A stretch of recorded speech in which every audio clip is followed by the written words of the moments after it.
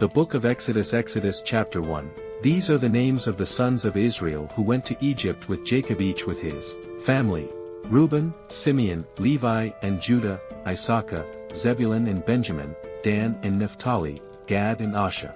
The descendants of Jacob numbered 70 in all. Joseph was already in Egypt. Now Joseph and all his brothers and all that generation died, but the Israelites were exceedingly fruitful. They multiplied greatly, increased in numbers and became so numerous that the land was filled with them. Then a new king, to whom Joseph meant nothing, came to power in Egypt. Look, he said to his people, the Israelites have become far too numerous for us. Come, we must deal shrewdly with them, or they will become even more numerous, and if war breaks out, we'll join our enemies, fight against us and leave the country. So they put slave masters over them to oppress them with forced labor, and they built Pithom and Ramsey as store cities for Pharaoh. But the more they were oppressed, the more they multiplied and spread. So the Egyptians came to dread the Israelites and worked them ruthlessly. They made their lives bitter with harsh labor in brick and mortar, and with all kinds of work in the fields. In all their harsh labor, the Egyptians worked them ruthlessly. The king of Egypt said to the Hebrew midwives, whose names were Shiphrah and Puah, when you are helping the Hebrew women during childbirth on the delivery stool, if you see that the baby is a boy, kill him. But if it is a girl, let her live. The midwives, however, feared God, and did not do what the king of Egypt had told them to do. They let the boys live. Then the king of Egypt summoned the midwives and asked them, Why have you done this? Why have you let the boys live? The midwives answered Pharaoh, Hebrew women are not like Egyptian women, they are vigorous and give birth. Before the midwives arrived, though God was kind to the midwives, and the people increased and became even more numerous, and because the midwives feared God, he gave them families of their own. Then Pharaoh gave this order to all his people: Every Hebrew boy that is born, you must throw into the Nile, but let every girl live. Here's chapter 2. Now a man of the tribe of Levi married a Levi woman, and she became pregnant and gave birth to a son. When she saw that he was a fine child, she hid him for 3 months. When she could hide him no longer, she got a papyrus basket for him and coated it with tar and pitch. Then she placed the child in it and put it among the reeds along the bank of the Nile. His sister stood at a distance to see what would happen to him. Then Pharaoh's daughter went down to the Nile to bathe, and her attendants were walking along the river bank. She saw the basket among the reeds and sent her female slaves to get it. She opened it and saw the baby. He was crying, and she felt sorry for him. This is one of the Hebrew babies, she said. Then his sister asked Pharaoh's daughter, Shall I go and get one of the Hebrew women to nurse the baby for you? Yes, go, she answered. So the girl went and got the baby's mother. Pharaoh's daughter said to her, Take this baby and nurse him for me and I will pay you. So the woman took the baby and nursed him. When the child grew older, she took him to Pharaoh's daughter, and he became her son. And she named him Moses, saying, I drew him out of the water. One day, after Moses had grown up, he went out to where his own people were and watched them at their hard labor. He saw an Egyptian beating a Hebrew, one of his own people. Looking this way and that and seeing no one, he killed the Egyptian and hid him in the sand. The next day he went out and saw 2 Hebrews fighting. He asked the one in the wrong, Why are you hitting your fellow Hebrew? The man said, Who made you ruler and judge over us? Are you thinking of killing me as you killed the Egyptian? Then Moses was afraid and thought, What I did must have become known. When Pharaoh heard of this, he tried to kill Moses, but Moses fled from Pharaoh and went to live in Midian, where he sat down by a well. Now a priest of Midian had 7 daughters, and they came to draw water and fill the troughs to water their father's flock. Some shepherds came along and drove them away, but Moses got up and came to their rescue and watered their flock. When the girls returned to rule their father, he asked them, Why have you risen so early today? They answered, An Egyptian rescuer from the shepherds. He even drew water for us and watered the flock. And where is he? Reuel asked his daughters, Why did you leave him? Invite him to have something to eat. Moses agreed to stay with the man, who gave his daughter Zipporah to Moses in marriage. Zipporah gave birth to a son, and Moses named him Gershon, saying, I have become a foreigner in a foreign land. During that long period, the king of Egypt died. The Israelites groaned in their slavery and cried out, and their cry for help, because of their slavery, went up to God. God heard their groaning, and he remembered his covenant with Abraham, with Isaac and with Jacob. So God looked on the Israelites and was concerned about them. Exodus 3. Now Moses was tending the flock of Jethro, his father-in-law, the priest of Midian, and he led the flock to the far side of the wilderness and came to Horeb, the mountain of God. There the angel of the Lord appeared to him in flames of fire from within a bush. Moses saw that though the bush was on fire, it did not burn up, so Moses thought, I will go over and see this strange sight, why the bush does not burn up. When the Lord saw that he had gone over to look, God called to him from within the bush, Moses, Moses, and Moses said, Here I am. Do not come any closer, God said. Think of your sandals, to the place where you are standing is holy ground. Then he said, I am the God of your father, the God of Abraham, the God of Isaac, and the God of Jacob. At this, Moses hid his face, because he was afraid to look at God. The Lord said, I have indeed seen the misery of my people in Egypt. I have heard them crying out because of their slave drivers, and I am concerned about their suffering. So I have come down to rescue them from the hand of the Egyptians, and to bring them up out of that land into a good and spacious land, a land flowing with milk and honey, the home of the Canaanites, Hittites, Amorites, Perizzites, Hivites, and Jebusites. And now the cry of the Israelites has reached me, and I have seen the way the Egyptians are oppressing them. So now go. I am sending you to Pharaoh to bring my people the Israelites out of Egypt. But Moses said to God, Who am I that I should go to Pharaoh and bring the Israelites out of Egypt? And God said, I will be with you. And this will be the sign to you that it is I who have sent you. When you have brought the people out of Egypt, you will worship God on this mountain. Moses said to God, Suppose I go to the Israelites and say to them, The God of your fathers has sent me to you, and they ask me, What is his name? Then what shall I tell them? And said to Moses, I am who I am. This is what you are to say to the Israelites. I am has sent me to you.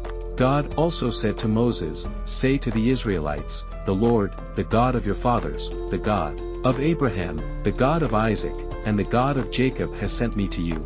This is my name forever. The name you shall call me from generation to generation. Go. Assemble the elders of Israel and say to them, The Lord, the God of your fathers, the God of Abraham, Isaac, and Jacob appeared to me and said, I have watched over you and have seen what has been done to you in Egypt. And I have promised to bring you up out of your misery in Egypt into the land of the Canaanites, Hittites, Amorites, Perizzites, Hivites and Jebusites, a land flowing with milk and honey.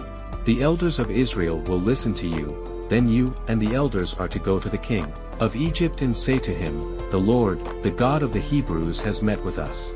Let us take a 3-day journey into the wilderness to offer sacrifices to the Lord, our God. But I know that the king of Egypt will not let you go unless a mighty hand compels him. So I will stretch out my hand and strike the Egyptians with all the wonders that I will perform among them. After that, he will let you go, and I will make the Egyptians favorably disposed towards his people, so that when you leave you will not go empty-handed. Every woman is to ask her neighbor and any woman living in her house for articles of silver and gold and for clothing, which you will put on your sons and daughters, and so you will plunder the Egyptians. Exodus 4. Moses answered, What if they do not believe me or listen to me and say, The Lord did not appear to you? Then the Lord said to him, What is that in your hand? A staff, he replied. The Lord said, Throw it on the ground. Moses threw it on the ground, and it became a snake, and he ran from it. Then the Lord said to him, Reach out your hand and take it by the tail. So Moses reached out and took hold of the snake, and it turned back into a staff in his hand. This, said the Lord, is so that they may believe that the Lord, the God of their fathers, the God of Abraham, the God of Isaac, and the God of Jacob has appeared to you. Then the Lord said, Put your hand inside your cloak. So Moses put his hand into his cloak, and when he took it out, the skin was leopress. It had become as white as snow. Now put it back into your cloak, he said. Where Moses put his hand back into his cloak, and when he took it out, it was restored, like the rest of his flesh.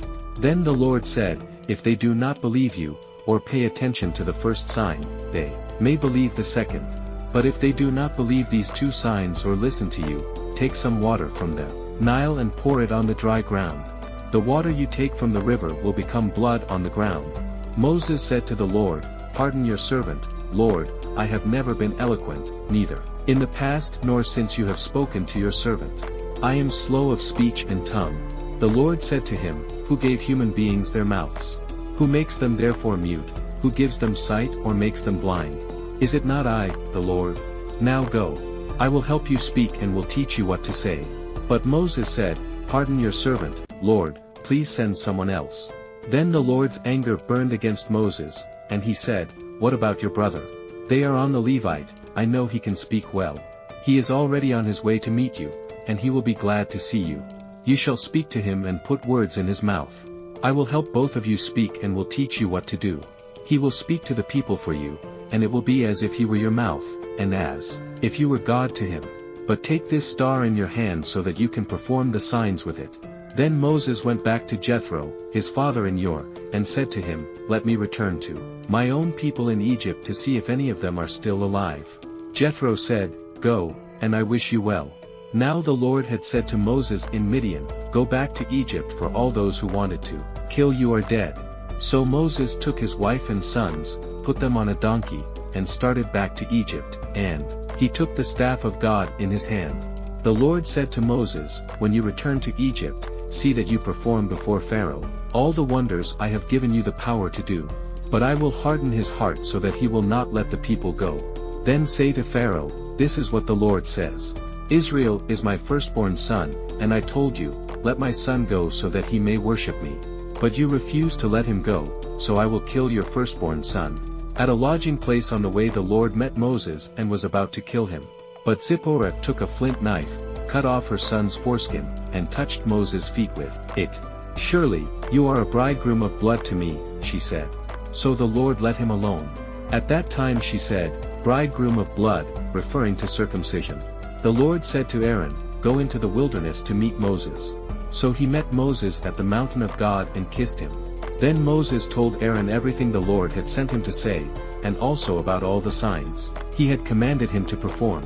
Moses and Aaron brought together all the elders of the Israelites, and Aaron told them everything the Lord had said to Moses. He also performed the signs before the people, and they believed. And when they heard that the Lord was concerned about them and had seen their misery, they bowed down and worshipped. Exodus 5. Afterward, Moses and Aaron went to Pharaoh and said, "This is what the Lord, the God of Israel, says. Let my people go, so that they may hold a festival to me in the wilderness." Pharaoh said, "Who is the Lord that I should obey him, and let Israel go? I do not know the Lord, and I will not let Israel go." Then they said, "The God of the Hebrews has met with us. Now let us take a 3-day journey into the wilderness to offer sacrifices to the Lord, our God, or he may strike us with plagues or with the sword." But the king of Egypt said, "Moses and Aaron, why are you taking the people away from their labor? Get back to your work." Then Pharaoh said, "Look, the people of the land are now numerous, and you are stopping them from working." That same day Pharaoh gave this order to the slave drivers and overseers in charge of the people: "You are no longer to supply the people with straw for making bricks, let them go and gather their own straw, but require them to make the same number of bricks as before. Don't reduce the quota. They're lazy. That is why they're crying out, 'Let us go and sacrifice to our God.' Make the work harder for the people, so that they keep working and pay no attention to lies." Then the slave drivers and the overseers went out and said to the people, "This is what Pharaoh says, I will not give you any more straw. Go and get your own straw wherever you can find it, but your work will not be reduced at all." So the people scattered all over Egypt to gather stubble to use for straw. The slave drivers kept pressing them saying, "Complete the work required of you for each day, just as when you had straw." Pharaoh's slave drivers beat the Israelite overseers they had appointed, demanding, "Why haven't you met your quota of bricks yesterday or today as before?" Then the Israelite overseers went and appealed to Pharaoh. "Why have you treated your servants this way? Your servants are given no straw, yet we are told make bricks. Your servants are being beaten, but the fault is with your own people." Pharaoh said, "Lazy, that's what you are, lazy. That is why you keep saying, 'Let us go and sacrifice to the Lord.' Now get to work. You will not be given any straw, yet you must produce your full quota of bricks." The Israelite overseers realized they were in trouble when they were told, you are not to reduce the number of bricks required of you for each day. When they left Pharaoh, they found Moses and Aaron waiting to meet them, and they said, "May the Lord look on you and judge you. You have made us obnoxious to Pharaoh and his officials, and have put a sword in their hand to kill us." Moses returned to the Lord and said, "Why, Lord, why have you brought trouble on this people? Is this why you sent me? Ever since I went to Pharaoh to speak in your name, he has brought trouble on this people, and you have not rescued your people at all." Exodus 6. Then the Lord said to Moses, "Now you will see what I will do to Pharaoh, because of my mighty hand, he will let them go, because of my mighty hand, he will drive them out of his country." God also said to Moses, "I am the Lord. I appeared to Abraham, to Isaac, and to Jacob as God Almighty, but by my name the Lord, I did not make myself known to them. I also established my covenant with them to give them the land of Canaan, where they resided, as foreigners. Moreover, I have heard the groaning of the Israelites, whom the Egyptians are enslaving, and I have remembered my covenant. Therefore say to the Israelites, I am the Lord, and I will bring you out from under the yoke of the Egyptians. I will free you from being slaves to them. I will redeem you with an outstretched arm and with mighty acts of judgment. I will take you as my own people, and I will be your God. Then you will know that I am the Lord your God, who has brought you out from under the yoke of the Egyptians, and I will bring you to the land I swore, with uplifted hat, to give to Abraham, to Isaac, and to Jacob. I will give it to you as a possession. I am the Lord." Moses reported this to the Israelites, but they did not listen to him because of their discouragement and harsh labor. Then the Lord said to Moses, "Go, tell Pharaoh, king of Egypt, to let the Israelites go out of his country." But Moses said to the Lord, "If the Israelites will not listen to me, why would Pharaoh listen to me, since I speak with faltering lips?" Now the Lord spoke to Moses and Aaron about the Israelites and Pharaoh, king of Egypt, and he commanded them to bring the Israelites out of Egypt. These were the heads of their families. The sons of Reuben, the firstborn of Israel, Wahanak and Palu, Hezron and Kamai. These were the clans of Reuben. The sons of Simeon were Jemuel, Jamin, Ohad, Jachin, Zohar and Shayu, the son of a Canaanite woman. These were the clans of Simeon. These were the names of the sons of Levi according to their records: Gershon, Kohath and Merari, Rahi. Levi lived 137 years. The sons of Gershon by clans were Libni and Shimei. The sons of Kohath were Amram, Isha, Kibron and Aziel. Kohath lived 133 years. The sons of Merari were Marli and Mioshai. These were the clans of Levi according to their records. Amram married his father's sister, Jochebed, who bore him Aaron and Moses. Amram lived 137 years. The sons of Isha were Korah, Nepheg and Zikri. The sons of Aziel were Machil, Elzephan and Sithri. Aaron married Elisaba, daughter of Amminadab and sister of Nazhan, and she bore him Nadab, and Abihu, Eleazar and Ithamar. The sons of Korah were Asa, Elkanah and Abiasaph. These were the Kohathite clans. Eleazar son of Aaron married one of the daughters of Putiel, and she bore him Phinehas. These were the heads of the Levite families, clan by clan. It was this Aaron and Moses to whom the Lord had said, "Bring the Israelites out of Egypt," by their divisions. They were the ones who spoke to Pharaoh, king of Egypt, about bringing the Israelites out of Egypt, this same Moses and Aaron. Now when the Lord spoke to Moses in Egypt, he said to him, "I am the Lord. Tell Pharaoh, king of Egypt, everything I tell you." What Moses said to the Lord, "Since I speak with faltering lips, why would Pharaoh listen to me?" Exodus 7. Then the Lord said to Moses, "See, I have made you lag on to Pharaoh, and your brother Aaron will be your prophet. You are to say everything I command you, and your brother Aaron is to tell Pharaoh to let the Israelites go out of his country. But I will harden Pharaoh's heart. And though I multiply my signs and wonders in Egypt, you will not listen to you. Then I will lay my hand on Egypt, and with mighty acts of judgment, I will bring out my divisions, my people, the Israelites, and the Egyptians will know that I am the Lord. Then I stretch up my hand against Egypt and bring the Israelites out of it." Moses and Aaron did just as the Lord commanded them. Moses was 80 years old and Aaron, 83, when they spoke to Pharaoh.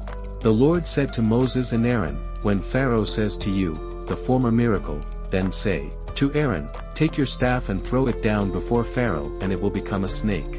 So Moses and Aaron went to Pharaoh and did just as the Lord commanded. Aaron threw his staff down in front of Pharaoh and his officials and it became a snake.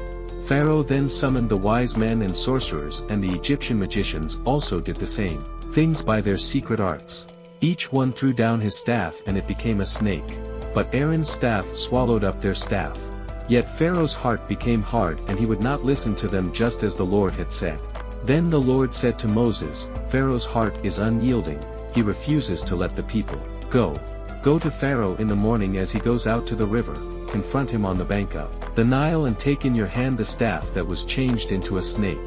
Then say to him, the Lord, the God of the Hebrews, has sent me to say to you, let my people go so that they may worship me in the wilderness. But until now you have not listened. This is what the Lord says, by this you will know that I am the Lord. With this staff that is in my hand I will strike the water of the Nile and it will be changed into blood. The fish in the Nile will die and the river will stink. The Egyptians will not be able to drink its water. The Lord said to Moses, tell Aaron, take your staff and stretch out your hand over the waters of Egypt, over the streams and canals, over the ponds and all the reservoirs, and they will turn to blood. Blood will be everywhere in Egypt, even in vessels of wood and stone. Moses and Aaron did just as the Lord had commanded. He raised his staff in the presence of Pharaoh and his officials and struck the water of the Nile, and all the water was changed into blood.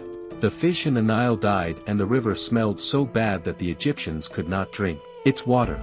Blood was everywhere in Egypt. But the Egyptian magicians did the same things by their secret arts and Pharaoh's heart became hard. He would not listen to Moses and Aaron just as the Lord had said. Instead, he turned and went into his palace and did not take even this to heart. And all the Egyptians dug along the Nile to get drinking water because they could not drink the water of the river. 7 days passed after the Lord struck the Nile. Exodus 8. Then the Lord said to Moses, go to Pharaoh and say to him, this is what the Lord says. Let my people go so that they may worship me. If you refuse to let them go, I will send a plague of frogs on your whole country. The Nile will teem with frogs. They will come up into your palace and your bedroom and onto your bed, into the houses of your officials and on your people and into your ovens and kneading troughs. If frogs will come up on you and your people and all your officials. Then the Lord said to Moses, tell Aaron, stretch out your hand with your staff over the streams, and canals and ponds and make frogs come up on the land of Egypt. So Aaron stretched out his hand over the waters of Egypt and the frogs came up and covered the land. But the magicians did the same things by their secret arts. They also made frogs come up on the land of Egypt. Pharaoh summoned Moses and Aaron and said, pray to the Lord to take the frogs away from me and my people, and I will let your people go to offer sacrifices to the Lord.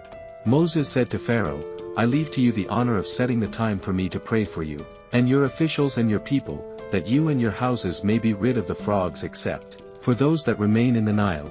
Tomorrow, Pharaoh said. Moses replied, it will be as you say so that you may know there is no one like the Lord our God. The frogs will leave you and your houses, your officials and your people. They will remain only in the Nile. After Moses and Aaron left Pharaoh, Moses cried out to the Lord about the frogs he had brought on Pharaoh. And the Lord did what Moses asked. The frogs died in the houses in the courtyards and in the fields. They were piled into heaps and the land reeked of them. But when Pharaoh saw that there was relief, he hardened his heart and would not listen to Moses and Aaron, just as the Lord had said. Then the Lord said to Moses, tell Aaron, stretch out your star and strike the dust of the ground. And throughout the land of Egypt, the dust will become gnats. They did this. And when Aaron stretched out his hand with the staff and struck the dust of the ground, gnats came on people and animals. All the dust throughout the land of Egypt became gnats. But when the magicians tried to produce gnats by their secret arts, they could not. Since the gnats were on people and animals everywhere, the magicians said to Pharaoh, this is the finger of God. But Pharaoh's heart was hard and he would not listen just as the Lord had said. Then the Lord said to Moses, get up early in the morning and confront Pharaoh as he goes to the river and say to him, this is what the Lord says, let my people go so that they may worship me. If you do not let my people go, I will send swarms of flies on you and your officials, on your people and into your houses. The houses of the Egyptians will be full of flies. Even the ground will be covered with them. But on that day, I will deal differently with the land of Goshen, where my people live. No swarms of flies will be there, so that you will know that I the Lord am in this land. I will make a distinction between my people and your people. This sign will occur tomorrow. And the Lord did this. Once swarms of flies poured into Pharaoh's palace and into the houses of his officials. Throughout Egypt, the land was ruined by the flies. Then Pharaoh summoned Moses and Aaron and said, "Go sacrifice to your God here in the land." But Moses said, "That would not be right. The sacrifices we offer the Lord our God would be detestable to the Egyptians, and if we offer sacrifices that are detestable in their eyes, will they not stone us? We must take a 3-day journey into the wilderness to offer sacrifices to the Lord, our God, as he commands us." Pharaoh said, "I will let you go to offer sacrifices to the Lord your God in the wilderness, but you must not go very far. Now pray for me." Moses answered, "As soon as I leave you, I will pray to the Lord. When tomorrow the flies will leave Pharaoh and his officials and his people. Only let Pharaoh be sure that he does not act deceitfully again by not letting the people go to offer sacrifices to the Lord." Then Moses left Pharaoh and prayed to the Lord, and the Lord did what Moses asked. The flies left Pharaoh and his officials and his people, not to fly remained. But this time also Pharaoh hardened his heart and would not let the people go. Exodus 9. Then the Lord said to Moses, "Go to Pharaoh and say to him, 'This is what the Lord, the God of the Hebrews says, let my people go, so that they may worship me. If you refuse to let them go and continue to hold them back, the hand of the Lord will bring a terrible plague on your livestock in the field, on your horses, donkeys and camels, and on your cattle, sheep and goats. But the Lord will make a distinction between the livestock of Israel and that of Egypt, so that no animal belonging to the Israelites will die.' The Lord set a time and said, 'Tomorrow the Lord will do this in the land.' And the next day the Lord did it. All the livestock of the Egyptians died, but not one animal belonging to the Israelites died. Pharaoh investigated and found that not even one of the animals of the Israelites had died. Yet his heart was unyielding and he would not let the people go. Then the Lord said to Moses and Aaron, "Take handfuls of such from a furnace, and let Moses toss it into the air in the presence of Pharaoh. It will become fine dust over the whole land of Egypt. And festering boils will break out on people and animals throughout the land." So they took soot from a furnace and stood before Pharaoh. Moses tossed it into the air and festering boils broke out on people and animals. The magicians could not stand before Moses because of the boils that were on them and on all the Egyptians. But the Lord hardened Pharaoh's heart and he would not listen to Moses and Aaron just as the Lord had said to Moses. Then the Lord said to Moses, "Get up early in the morning, confront Pharaoh and say to him, 'This is what the Lord the God of the Hebrews says. Let my people go so that they may worship me. But this time I will send the full force of my plagues against you and against your officials and your people. So you may know that there is no one like me in all the earth. For by now I could have stretched out my hand and struck you and your people with a plague that would have wiped you off the earth. But I have raised you up for this very purpose, that I might show you my power and that by name I be proclaimed in all the earth. You still set yourself against my people and will not let them go. Therefore at this time tomorrow I will send the worst hailstorm that has ever fallen on Egypt from the day it was founded till now. Have an order now to bring your livestock and everything you have in the field to a place of shelter, because the hail will fall on every person and animal that has not been brought in and is still out in the field, and they will die." Those officials of Pharaoh who feared the word of the Lord hurried to bring their slaves and their livestock inside. But those who ignored the word of the Lord left their slaves and livestock in the field. Then the Lord said to Moses, "Stretch out your hand towards the sky so that hail will fall all over Egypt, on people and animals and on everything growing in the fields of Egypt." When Moses stretched out his staff towards the sky, the Lord sent thunder and hail and lightning flashed down to the ground. So the Lord rained hail on the land of Egypt. Hail fell and lightning flashed back and forth. It was the worst storm in all the land of Egypt since it had become a nation. Throughout Egypt hail struck everything in the fields, both people and animals. It beat down everything growing in the fields and stripped every tree. The only place it did not hail was the land of Goshen, where the Israelites were. Then Pharaoh summoned Moses and Aaron. "This time I have sinned," he said to them. "The Lord is in the right, and I and my people are in the wrong. Pray to the Lord, for we have had enough thunder and hail. I will let you go. You don't have to stay any longer." His replied, "When I have gone out of the city I will spread out my hands in prayer to the Lord. The thunder will stop, and there will be no more hail. So you may know that the earth is the Lord's. But I know that you and your officials still did not fear the Lord God. The flax and barley were destroyed. Since the barley was in the ear and the flax was in bloom, the wheat in spell, however, they were not destroyed because they ripened later." Then Moses left Pharaoh and went out of the city. He spread his hands towards the Lord. The thunder and hail stopped, and the rain no longer poured down on the land. When Pharaoh saw that the rain and hail and thunder had stopped, he sinned again. He and his officials hardened their hearts. When Pharaoh's heart was hard and he would not let the Israelites go, just as the Lord had said through Moses. Exodus 10. Then the Lord said to Moses, "Go to Pharaoh, for I have hardened his heart and the hearts of his officials, so that I may perform these signs of mine among them, that you may tell your children and grandchildren how I dealt harshly with the Egyptians, and how I performed my signs among them, and that you may know that I am the Lord." So Moses and Aaron went to Pharaoh and said to him, "This is what the Lord, the God of the Hebrews, says. How long will you refuse to humble yourself before me? Let my people go, so that they may worship me. If you refuse to let them go, I will bring locusts into your country tomorrow. They will cover the face of the ground, so that it cannot be seen. They will devour what little you have left after the hail, including every tree that is growing in your fields. They will fill your houses and those of all your officials and all the Egyptians. Something neither your parents nor your ancestors have ever seen, from the day they settled in this land till now." Then Moses turned and left Pharaoh. Pharaoh's officials said to him, "How long will this man be a snare to us? Let the people go, so that they may worship the Lord their God. Do you not realize that Egypt is ruined?" Then Moses and Aaron were brought back to Pharaoh. "Go worship the Lord your God," he said. "But tell me who will be going." Pharaoh's answered, "We will go with our young and our old, with our sons and our daughters and with our flocks and herds, because we are to celebrate a festival to the Lord." Pharaoh said, "The Lord be with you. If I let you go, along with your women and children, clearly you are bent on evil. No, let only the men go and worship the Lord, since that's what you've been asking for." Then Moses and Aaron were driven out of Pharaoh's presence.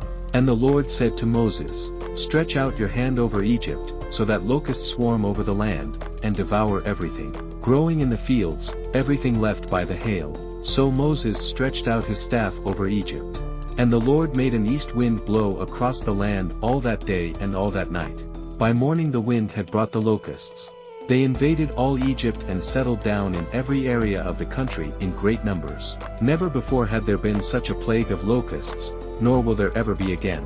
They covered all the ground until it was black. They devoured all that was left after the hail, everything growing in the fields and the fruit on the trees. Nothing green remained on tree or plant in all the land of Egypt. Pharaoh quickly summoned Moses and Aaron and said, "I have sinned against the Lord your God and against you.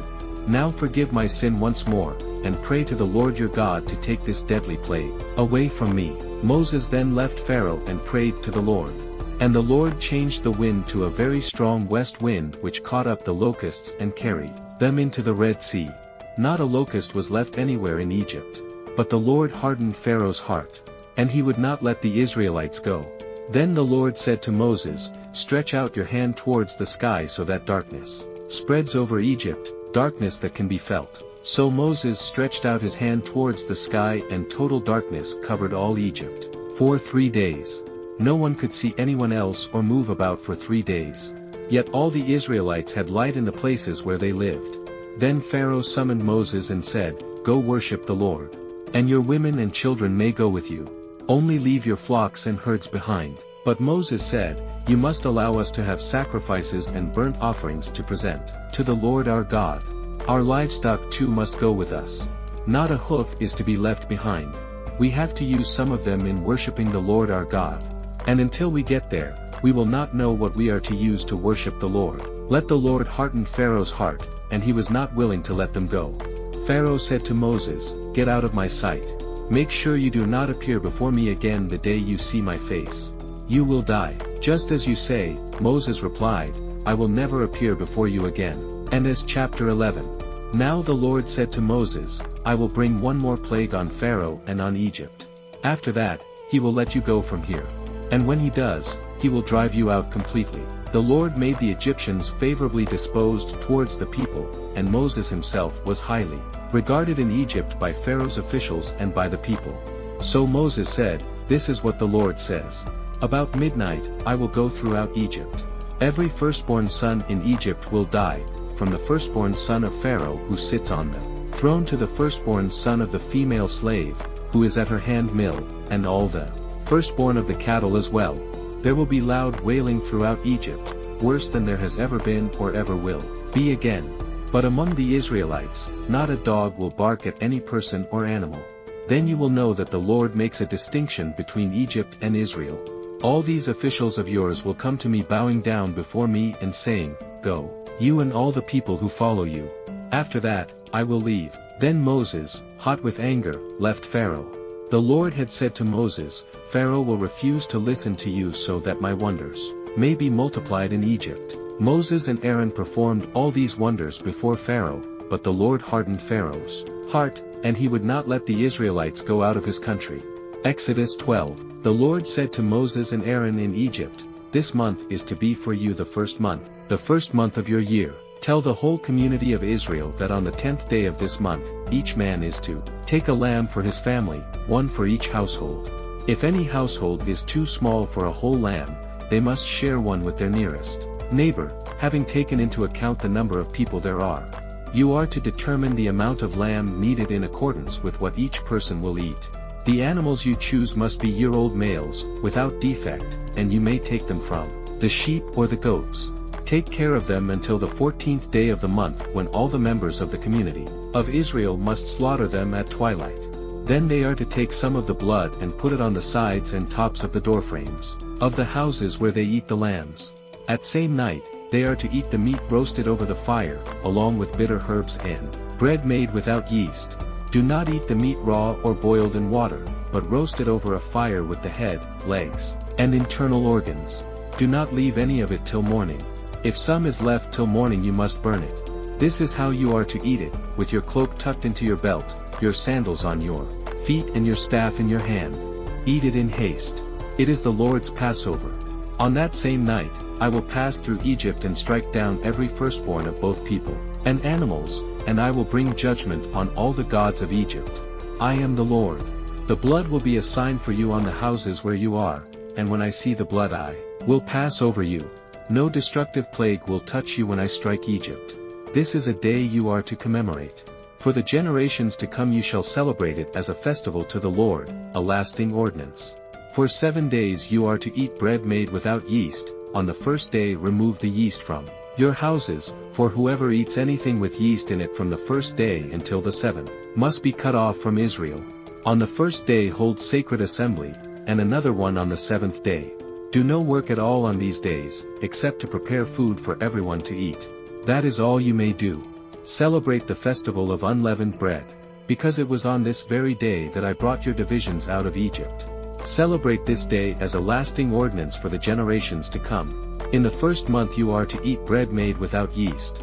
From the evening of the 14th day until the evening of the 21st day, for 7 days no yeast is to be found in your houses, and anyone, whether foreigner or native born, who eats anything with yeast in it, must be cut off from the community of Israel. Eat nothing made with yeast. Whatever you live, you must eat unleavened bread. Then Moses summoned all the elders of Israel and said to them, Go at once and select the animals for your families and slaughter the Passover lamb. Take a bunch of hyssop, dip it into the blood in the basin, and put some of the blood on the top and on both sides of the door frame. None of you shall go out of the door of your house until morning. When the Lord goes through the land to strike down the Egyptians, he will see the blood on the top and sides of the door frame and will pass over that doorway, and he will not permit the destroyer to enter your houses and strike you down. Obey these instructions as a lasting ordinance for you and your descendants. When you enter the land that the Lord will give you as he promised, observe this ceremony. And when your children ask you, What does the ceremony mean to you? Then tell them, It is the Passover sacrifice to the Lord, who passed over the houses of the Israelites in Egypt and spared our homes when he struck down the Egyptians. Then the people bowed down and worshipped. The Israelites did just what the Lord commanded Moses and Aaron. This midnight, the Lord struck down all the firstborn in Egypt, from the firstborn of Pharaoh who sat on the throne to the firstborn of the prisoner who was in the dungeon, and the firstborn of all the livestock as well. Pharaoh and all his officials and all the Egyptians got up during the night, and there was loud wailing in Egypt, for there was not a house without someone dead. During the night, Pharaoh summoned Moses and Aaron and said, "Up, leave my people, you and the Israelites. Go worship the Lord as you have requested, take your flocks and herds as you have said, and go. And also bless me." The Egyptians urged the people to hurry and leave the country. For otherwise, they said, we will all die. So the people took their dough before the yeast was added and carried it on their shoulders, in kneading trucks wrapped in clothing. The Israelites did as Moses instructed and asked the Egyptians for articles of silver and gold and for clothing. The Lord had made the Egyptians favorably disposed towards the people, and they gave them what they asked for, so they plundered the Egyptians. The Israelites journeyed from Ramesses to Succoth. There were about 600,000 men on foot, besides women and children. Many other people went up with them, and also large droves of livestock, both flocks and herds. With the dough the Israelites had brought from Egypt, they baked loaves of unleavened bread. The dough was without yeast because they had been driven out of Egypt and did not have time to prepare food for themselves. Now the length of time the Israelite people lived in Egypt was 430 years. At the end of 430 years, to the very day, all the Lord's divisions left Egypt. Because the Lord kept vigil that night to bring them out of Egypt, on this night all the Israelites are to keep vigil to honor the Lord for the generations to come. The Lord said to Moses and Aaron, "These are the regulations for the Passover meal. No foreigner may eat it. Any slave you have bought may eat it, after you have circumcised him, but a temporary resident, or a hired worker may not eat it. It must be eaten inside the house. Take none of the meat outside the house. Do not break any of the bones. The whole community of Israel must celebrate it. A foreigner residing among you who wants to celebrate the Lord's Passover must have all the males in his household circumcised. Then he may take part, like one born in the land. No uncircumcised male may eat it. The same law applies both to the native born and to the foreigner residing among you." All the Israelites did just what the Lord had commanded Moses and Aaron. And on that very day, the Lord brought the Israelites out of Egypt by their divisions. Exodus 13. The Lord said to Moses, "Consecrate to me every firstborn male. The first offspring of every womb among the Israelites belongs to me, with a human or animal." Then Moses said to the people, "Commemorate this day, the day you came out of Egypt, out of the land of slavery, because the Lord brought you out of it with a mighty hand. Eat nothing containing yeast. Today, in the month of Aviv, you are leaving. When the Lord brings you into the land of the Canaanites, Hittites, Amorites, Hivites and Jebusites, the land he swore to your ancestors to give you, a land flowing with milk and honey. You are to observe this ceremony in this month. The 7 days eat bread made without yeast, and on the 7th day hold a festival to the Lord. Eat unleavened bread during those 7 days. Nothing with yeast in it is to be seen among you, nor shall any yeast be seen anywhere within your borders. On that day tell your son, I do this because of what the Lord did for me when I came out of Egypt. This observance will be for you like a sign on your hand and a reminder on your forehead, that this law of the Lord is to be on your lips. For the Lord brought you out of Egypt with his mighty hand. You must keep this ordinance at the appointed time, year after year. After the Lord brings you into the land of the Canaanites and gives it to you, as he promised on oath to you and your ancestors. You are to give over to the Lord, the first offspring of every womb. All the firstborn males of your livestock belong to the Lord. Redeem with a lamb every firstborn donkey. But if you do not redeem it, break its neck. Redeem every firstborn among your son. In the days to come when your son asks you, what does this mean? Say to him, with a mighty hand the Lord brought us out of Egypt, out of the land of slavery. When Pharaoh stubbornly refused to let us go, the Lord killed the firstborn of both people and animals in Egypt. This is why I sacrifice to the Lord, the first male offspring of every womb, and redeem each of my firstborn son. And it will be like a sign on your hand, and a symbol on your forehead, that the Lord brought us out of Egypt with his mighty hand. When Pharaoh let the people go, God did not lead them on the road through the Philistine country, though that was shorter. For God said, if they face war, they might change their minds and return to Egypt. So God led the people around by the desert road towards the Red Sea. The Israelites went up out of Egypt ready for battle. Moses took the bones of Joseph with him, because Joseph had made the Israelites swear an oath. He had said, God will surely come to your aid, and then you must carry my bones up with you, from this place. After leaving Succor, they came to Ethan on the edge of the desert. By day the Lord went ahead of them in a pillar of cloud to guide them on their way, and by night in a pillar of fire to give them light, so that they could travel by day or night. After the pillar of cloud by day nor the pillar of fire by night left its place in front of the people. Exodus 14. Then the Lord said to Moses, Tell the Israelites to turn back and camp near Pihahiroth, between Michtal and the sea. They are to camp by the sea, directly opposite Belazathan.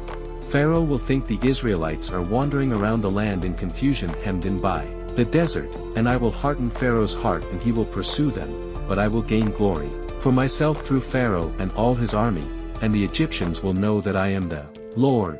So the Israelites did this. When the king of Egypt was told that the people had fled, Pharaoh and his officials changed their minds about them and said, What have we done? We have let the Israelites go and have lost their services. So he had his chariot made ready and took his army with them. He took 600 of the best chariots, along with all the other chariots of Egypt, with officers over all of them. The Lord hardened the heart of Pharaoh, king of Egypt, so that he pursued the Israelites, who were marching out boldly. The Egyptians, all Pharaoh's horses and chariots, horsemen and troops, pursued the Israelites, and overtook them as they camped by the sea near Pihahiroth, opposite Belazathan. As Pharaoh approached, the Israelites looked up, and there were the Egyptians marching after them. They were terrified and cried out to the Lord. They said to Moses, Was it because there were no graves in Egypt that you brought us to the desert to die? What have you done to us by bringing us out of Egypt? Didn't we say to you in Egypt, Leave us alone that has served the Egyptians? It would have been better for us to serve the Egyptians than to die in the desert. Moses answered the people, Do not be afraid. Be afraid, firm, and you will see the deliverance the Lord will bring you today. The Egyptians you see today, you will never see again. The Lord will fight for you. You need only to be still. Then the Lord said to Moses, Why are you crying out to me? Tell the Israelites to move on. Raise your star and stretch out your hand over the sea to divide the water so that the Israelites can go through the sea on dry ground. I will harden the hearts of the Egyptians so that they will go in after them, and I will gain glory through Pharaoh and all his army, through his chariots and his horsemen. The Egyptians will know that I am the Lord when I gain glory through Pharaoh, his chariots, and his horsemen. Then the angel of God, who had been traveling in front of Israel's army, withdrew and went behind them. The pillar of cloud also moved from in front and stood behind them, coming between the armies of Egypt and Israel. Throughout the night the cloud brought darkness to the one side and light to the other, so neither went near the other all night long. Then Moses stretched out his hand over the sea, and all that night the Lord drove the sea back with a strong east wind and turned it into dry land. The waters were divided, and the Israelites went through the sea on dry ground with a wall of water on their right and on their left. The Egyptians pursued them, and all Pharaoh's horses and chariots and horsemen followed them into the sea. During the last watch of the night, the Lord looked down from the pillar of fire and cloud at the Egyptian army, and threw it into confusion. He jammed the wheels of their chariots, so that they had difficulty driving. And the Egyptians said, Let's get away from the Israelites, the Lord is fighting for them against Egypt. Then the Lord said to Moses, Stretch out your hand over the sea, so that the waters may flow back over the Egyptians and their chariots and horsemen. Moses stretched out his hand over the sea, and at daybreak the sea went back to its place. The Egyptians were fleeing towards it, and the Lord swept them into the sea. The water flowed back and covered the chariots and horsemen, the entire army of Pharaoh that had followed the Israelites into the sea. Not one of them survived. But the Israelites went through the sea on dry ground, with the wall of water on their right and on their left. That day the Lord saved Israel from the hands of the Egyptians, and Israel saw the Egyptians lying dead on the shore. And when the Israelites saw the mighty hand of the Lord displayed against the Egyptians, the people feared the Lord, and put their trust in him, and in Moses his servant. Exodus 15. Then Moses and the Israelites sang this song to the Lord. I will sing to the Lord, for he is highly exalted, both horse and driver he has hurled into the sea. The Lord is my strength and my defense, he has become my salvation. He is my God and I will praise him, my father's God and I will exalt him. The Lord is a warrior, the Lord is his name. Pharaoh's chariots and his army he has hurled into the sea. The best of Pharaoh's officers are drowned in the Red Sea. The deep waters have covered them, they sank to the depths like a stone. Your right hand, Lord, was majestic in power, your right hand, Lord, shattered the enemy. In the greatness of your majesty you threw down those who opposed you, you unleashed your burning anger, it consumed them like stubble. By the blast of your nostrils the waters piled up, the surging waters stood up like a wall, the deep waters congealed in the heart of the sea. The enemy boasted, I will pursue, I will overtake them, I will divide the spoils, I will gorge myself on them, I will draw my sword and my hand will destroy them. But you blew with your breath and the sea covered them, they sank like lead in the mighty waters. Who among the gods is like you, Lord? Who is like you, majestic in holiness, awesome in glory, working wonders? You stretch out your right hand and the earth swallows your enemies, in your unfailing love. You will lead the people you have redeemed, in your strength you will guide them to your holy dwelling. The nations will hear and tremble, anguish will grip the people of Philistia, the chiefs. Sividum will be terrified, the leaders of Moab will be seized with trembling, the people of Canaan will melt away, terror and dread will fall on them. By the power of your arm they will be as still as a stone, until your people pass by, Lord, until the people you bought pass by. You will bring them in and plant them on the mountain of your inheritance, the place, Lord, you made for your dwelling, the sanctuary, Lord, your hands established. The Lord reigns forever and ever. When Pharaoh's horses, chariots and horsemen went into the sea, the Lord brought the waters of the sea back over them, but the Israelites walked through the sea on dry ground. Then Miriam, the prophet, Aaron's sister, took a tambourine in her hand and all the women followed her with tambourines and dancing. Miriam sang to them, Sing to the Lord, for he is highly exalted, both horse and driver he has hurled into the sea. Then Moses led Israel from the Red Sea and they went into the desert of Shur. For 3 days they traveled in the desert without finding water. When they came to Marah, they could not drink its water because it was bitter. That is why the place is called Marah. So the people grumbled against Moses, saying, What a way to drink. Then Moses cried out to the Lord and the Lord showed him a piece of wood. He threw it into the water and the water became fit to drink. There the Lord issued a ruling and instruction for them and put them to the test. He said, If you listen carefully to the Lord your God and do what is right in his eyes, if you pay attention to his commands and keep all his decrees, I will not bring on you any of the diseases I brought on the Egyptians, for I am the Lord who heals you.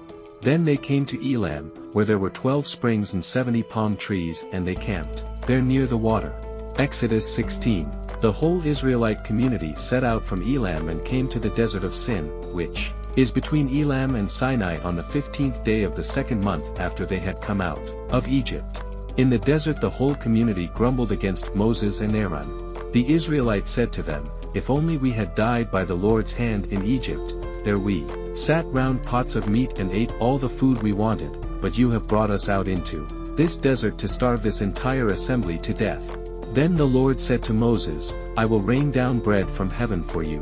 The people ought to go out each day and gather enough for that day. In this way I will test them and see whether they will follow my instructions. On the 6th day they are to prepare what they bring in, and that is to be twice as much as they gather on the other days. No, Moses and Aaron said to all the Israelites, In the evening you will know that it was the Lord who brought you out of Egypt, and in the morning you will see the glory of the Lord, because he has heard your grumbling against him. Who are we that you should grumble against us? Moses also said, You will know that it was the Lord when he gives you meat to eat in the evening and all the bread you want in the morning, because he has heard your grumbling against him. Who are we? You are not grumbling against us, but against the Lord. Then Moses told Aaron, Say to the entire Israelite community, Come before the Lord, for he has heard your grumbling. While Aaron was speaking to the whole Israelite community, they looked towards the desert, and there was the glory of the Lord appearing in the cloud. The Lord said to Moses, I have heard the grumbling of the Israelites. Tell them that twilight you will eat meat, and in the morning you will be filled with bread. Then you will know that I am the Lord your God. That evening quail came and covered the camp, and in the morning there was a layer of dew around the camp. When the dew was gone, thin flakes like frost on the ground appeared on the desert floor. When the Israelites saw it, they said to each other, "What is it?" They did not know what it was. Moses said to them, "It is the bread the Lord has given you to eat. This is what the Lord has commanded. Everyone is to gather as much as they need. Take an omer for each person you have in your tent." The Israelites did as they were told, some gathered much, some little. And when they measured it by the omer, the one who gathered much did not have too much, and the one who gathered little did not have too little. Everyone had gathered just as much as they needed. Then Moses said to them, "No one is to keep any of it until morning." However, some of them paid no attention to Moses. They kept part of it until morning, but it was full of maggots and began to smell. So Moses was angry with them. Each morning, everyone gathered as much as they needed, and when the sun grew hot, it melted away. On the 6th day, they gathered twice as much, 2 omers for each person, and the leaders of the community came and reported this to Moses. He said to them, "This is what the Lord commanded. Tomorrow is to be a day of Sabbath rest, a holy Sabbath to the Lord. So bake what you want to bake and boil what you want to boil. Save whatever is left and keep it until morning." So they saved it until morning as Moses commanded, and it did not stink or get maggots in it. "Eat it today," Moses said, "because today is a Sabbath to the Lord. You will not find any of it on the ground today. 6 days you were to gather it, but on the 7th day, the Sabbath, there will not be any." Nevertheless, some of the people went out on the 7th day to gather it, but they found none. Then the Lord said to Moses, "How long will you refuse to keep my commands and my instructions? Bear in mind that the Lord has given you the Sabbath. That is why on the 6th day he gives you bread for 2 days. Everyone is to stay where they are on the 7th day. No one is to go out." So the people rested on the 7th day. The people of Israel called the bread manna. It was white like coriander seed and tasted like wafers made with honey. Moses said, "This is what the Lord has commanded. Take an omer of manna and keep it for the generations to come, so that they can see the bread I gave you to eat in the wilderness when I brought you out of Egypt." So Moses said to Aaron, "Take a jar and put an omer of manna in it, then place it before the Lord to be kept for the generations to come." As the Lord commanded Moses, Aaron put the manna with the tablets of the covenant law, that it might be preserved. The Israelites ate manna for 40 years until they came to a land that was settled. They ate manna until they reached the border of Canaan. An omer is 1/10 of an ephah. Exodus 17. The whole Israelite community set out from the desert of Sin, traveling from place to place as the Lord commanded. They camped at Rephidim, but there was no water for the people to drink, so they quarreled with Moses and said, "Give us water to drink." Moses replied, "Why do you quarrel with me? Why do you put the Lord to the test?" But the people were thirsty for water there and they grumbled against Moses. They said, "Why did you bring us up out of Egypt to make us and our children and our livestock die of thirst?" When Moses cried out to the Lord, "What am I to do with these people? They are almost ready to stone me." The Lord answered Moses, "Go out in front of the people. Take with you some of the elders of Israel and take in your hand the staff with which you struck the Nile and go. I will stand there before you by the rock at Horeb. Strike the rock and water will come out of it for the people to drink." Where Moses did this in the sight of the elders of Israel, and he called the place Massah and Meribah because the Israelites quarreled and because they tested the Lord saying, "Is the Lord among us or not?" The Amalekites came and attacked the Israelites at Rephidim. Moses said to Joshua, "Choose some of our men and go out to fight the Amalekites. Tomorrow I will stand on top of the hill with the staff of God in my hands." So Joshua fought the Amalekites as Moses had ordered, and Moses, Aaron and Hur went to the top of the hill. As long as Moses held up his hands, the Israelites were winning, but whenever he lowered his hands the Amalekites were winning. When Moses' hands grew tired they took a stone and put it under him and he sat on it. Aaron and Hur held his hands up, one on one side, one on the other, so that his hands remained steady till sunset. So Joshua overcame the Amalekite army with the sword. Then the Lord said to Moses, "Write this on a scroll as something to be remembered, and make sure that Joshua hears it, because I will completely blot out the name of Amalek from under heaven." Moses built an altar and called it, "The Lord is my banner." He said, "Because hands were lifted up against the throne of the Lord will be at war against the Amalekites from generation to generation."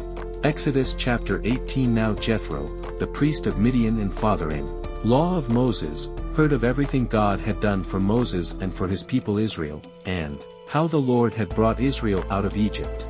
After Moses had sent away his wife Zipporah, his father-in-law Jethro received her and her 2 sons. One son was named Gershom, for Moses said, I have become a foreigner in a foreign land. And the other was named Eleazar, for he said, My father's God was my helper, he saved me from the sword of Pharaoh. Jethro, Moses' father-in-law, together with Moses' sons and wife, came to him in the wilderness where he was camped near the mountain of God. Jethro had sent word to him, I, your father-in-law Jethro, am coming to you with your wife and her 2 sons. So Moses went out to meet his father-in-law and bowed down and kissed him. They greeted each other and then went into the tent. Moses told his father-in-law about everything the Lord had done to Pharaoh and the Egyptians, for Israel's sake, and about all the hardships they had met along the way, and how the Lord had saved them. Jethro was delighted to hear about all the good things the Lord had done for Israel, in rescuing them from the hand of the Egyptians. He said, Praise be to the Lord who rescued you from the hand of the Egyptians and of Pharaoh and who rescued the people from the hand of the Egyptians. Now I know that the Lord is greater than all other gods, for he did this to those who had treated Israel arrogantly. Then Jethro, Moses' father-in-law, brought a burnt offering and other sacrifices to God, and Aaron came with all the elders of Israel to eat a meal with Moses' father-in-law in the presence of God. The next day, Moses took his seat to serve as judge for the people, and they stood round him from morning till evening. When his father-in-law saw all that Moses was doing for the people, he said, What is this you are doing for the people? Why do you alone sit as judge, while all these people stand round you from morning to evening? Moses answered him, Because the people come to me to seek God's will, whenever they have a dispute it is brought to me, and I decide between the parties and inform them of God's decrees and instructions. Moses' father-in-law replied, What you are doing is not good. You and these people who come to you will only wear yourselves out. Your work is too heavy for you, you cannot handle it alone. Listen now to me, and I will give you some advice and may God be with you. You must be the people's representative before God and bring their disputes to him. Teach them his decrees and instructions, and show them the way they are to live and how they are to behave. But, select capable men from all the people, men who fear God, trustworthy men who hate dishonest gain, and appoint them as officials over thousands, hundreds, fifties, and tens. Let them serve as judges for the people at all times. But let them bring every difficult case to you, the simple cases they can decide themselves. That will make your load lighter, because they will share it with you. If you do this and God so come on, you will be able to stand the strain and all these people will go home satisfied. Moses listened to his father-in-law and did everything he said. He chose capable men from all Israel and made them leaders of the people, officials over thousands, hundreds, fifties, and tens. They served as judges for the people at all times. The difficult cases they brought to Moses, but the simple ones they decided themselves. When Moses sent his father-in-law on his way, and Jethro returned to his own country. Exodus 19. On the first day of the 3rd month, after the Israelites left Egypt, on that very day, they came to the desert of Sinai. After they set out from refuge, they entered the desert of Sinai, and Israel camped there, in the desert in front of the mountain. Then Moses went up to God, and the Lord called to him from the mountain and said, This is what you are to say to the descendants of Jacob, and what you are to tell the people of Israel. You yourselves have seen what I did to Egypt, and how I carried you on eagle's wings and brought you to myself. Now, if you obey me fully, and keep my covenant, then out of all nations you will be my treasure, possession. Although the whole earth is mine, you will be for me a kingdom of priests and a holy nation. These are the words you are to speak to the Israelites. So Moses went back and summoned the elders of the people, and said before them all the words the Lord had commanded him to speak. The people all responded together, We will do everything the Lord has said. So Moses brought their answer back to the Lord. The Lord said to Moses, I am going to come to you in a dense cloud, so that the people will hear me speaking with you, and will always put their trust in you. Then Moses told the Lord what the people had said, and the Lord said to Moses, Go to the people, and consecrate them today and tomorrow. Make them wash their clothes, and be ready by the 3rd day. Because on that day, the Lord will come down on Mount Sinai in the sight of all the people. Put limits for the people around the mountain and tell them, be careful that you do not approach the mountain or touch the foot of it. Whoever touches the mountain is to be put to death. They are to be stoned or shot with arrows. Not a hand is to be laid on them. No person or animal shall be permitted to live. Only when the ram's horn sounds a long blast may they approach the mountain. After Moses had gone down the mountain to the people, he consecrated them and they washed their clothes. Then he said to the people, prepare yourselves for the third day, abstain from sexual relations. On the morning of the third day, there was thunder and lightning, with a thick cloud over the mountain and a very loud trumpet blast. Everyone in the camp trembled. When Moses led the people out of the camp to meet with God, and they stood at the foot of the mountain, Mount Sinai was covered with smoke because the Lord descended on it in fire. The smoke billowed up from it like smoke from a furnace, and the whole mountain trembled violently. As the sound of the trumpet grew louder and louder, Moses spoke and the voice of God answered him. The Lord descended to the top of Mount Sinai and called Moses to the top of the mountain. So Moses went up and the Lord said to him, go down and warn the people, so they do not force their way through to see the Lord, and many of them perish. Even the priests who approach the Lord must consecrate themselves, or the Lord will break out against them. Moses said to the Lord, the people cannot be up and on the mountain. So Moses went up, and the Lord said to him, go down and warn the people, so they do not force their way through to see the Lord, and many of them perish. Moses put limits around the mountain and set it apart as holy. The Lord replied, go down and bring Aaron up with you, but the priests and the people must not force their way through to come up to the Lord, or he will break out against them. So Moses went down to the people and told them. Exodus 20. And God spoke all these words. I am the Lord your God, who brought you out of Egypt, out of the land of slavery. You shall have no other gods before me. You shall not make for yourself an image in the form of anything in heaven above, or on the earth beneath, or in the waters below. You shall not bow down to them, or worship them. For I the Lord your God am a jealous God, punishing the children for the sin of their parents to the third and fourth generation of those who hate me, but showing love to 1,000 generations of those who love me and keep my commandments. You shall not misuse the name of the Lord your God, for the Lord will not hold anyone guiltless who misuses his name. Remember the Sabbath day by keeping it holy. 6 days you shall labor and do all your work, but the seventh day is a Sabbath to the Lord your God. On it you shall not do any work, neither you nor your son or daughter, nor your male or female servant, nor your animals, nor any foreigner residing in your towns. For in 6 days the Lord made the heavens and the earth, the sea and all that is in them, but he rested on the seventh day. Therefore the Lord blessed the Sabbath day and made it holy. Honor your father and your mother, so that you may live long in the land the Lord your God is giving you. You shall not murder. You shall not commit adultery. You shall not steal. You shall not give false testimony against your neighbor. You shall not covet your neighbor's house. You shall not covet your neighbor's wife or his male or female servant, his ox or donkey, or anything that belongs to your neighbor. When the people saw the thunder and lightning and heard the trumpet and saw the mountain in smoke, they trembled with fear. They stayed at a distance and said to Moses, speak to us yourself and we will listen, but do not let God speak to us or we will die. Moses said to the people, do not be afraid. God has come to test you so that the fear of God will be with you to keep you from sinning. The people remained at a distance while Moses approached the thick darkness where God was.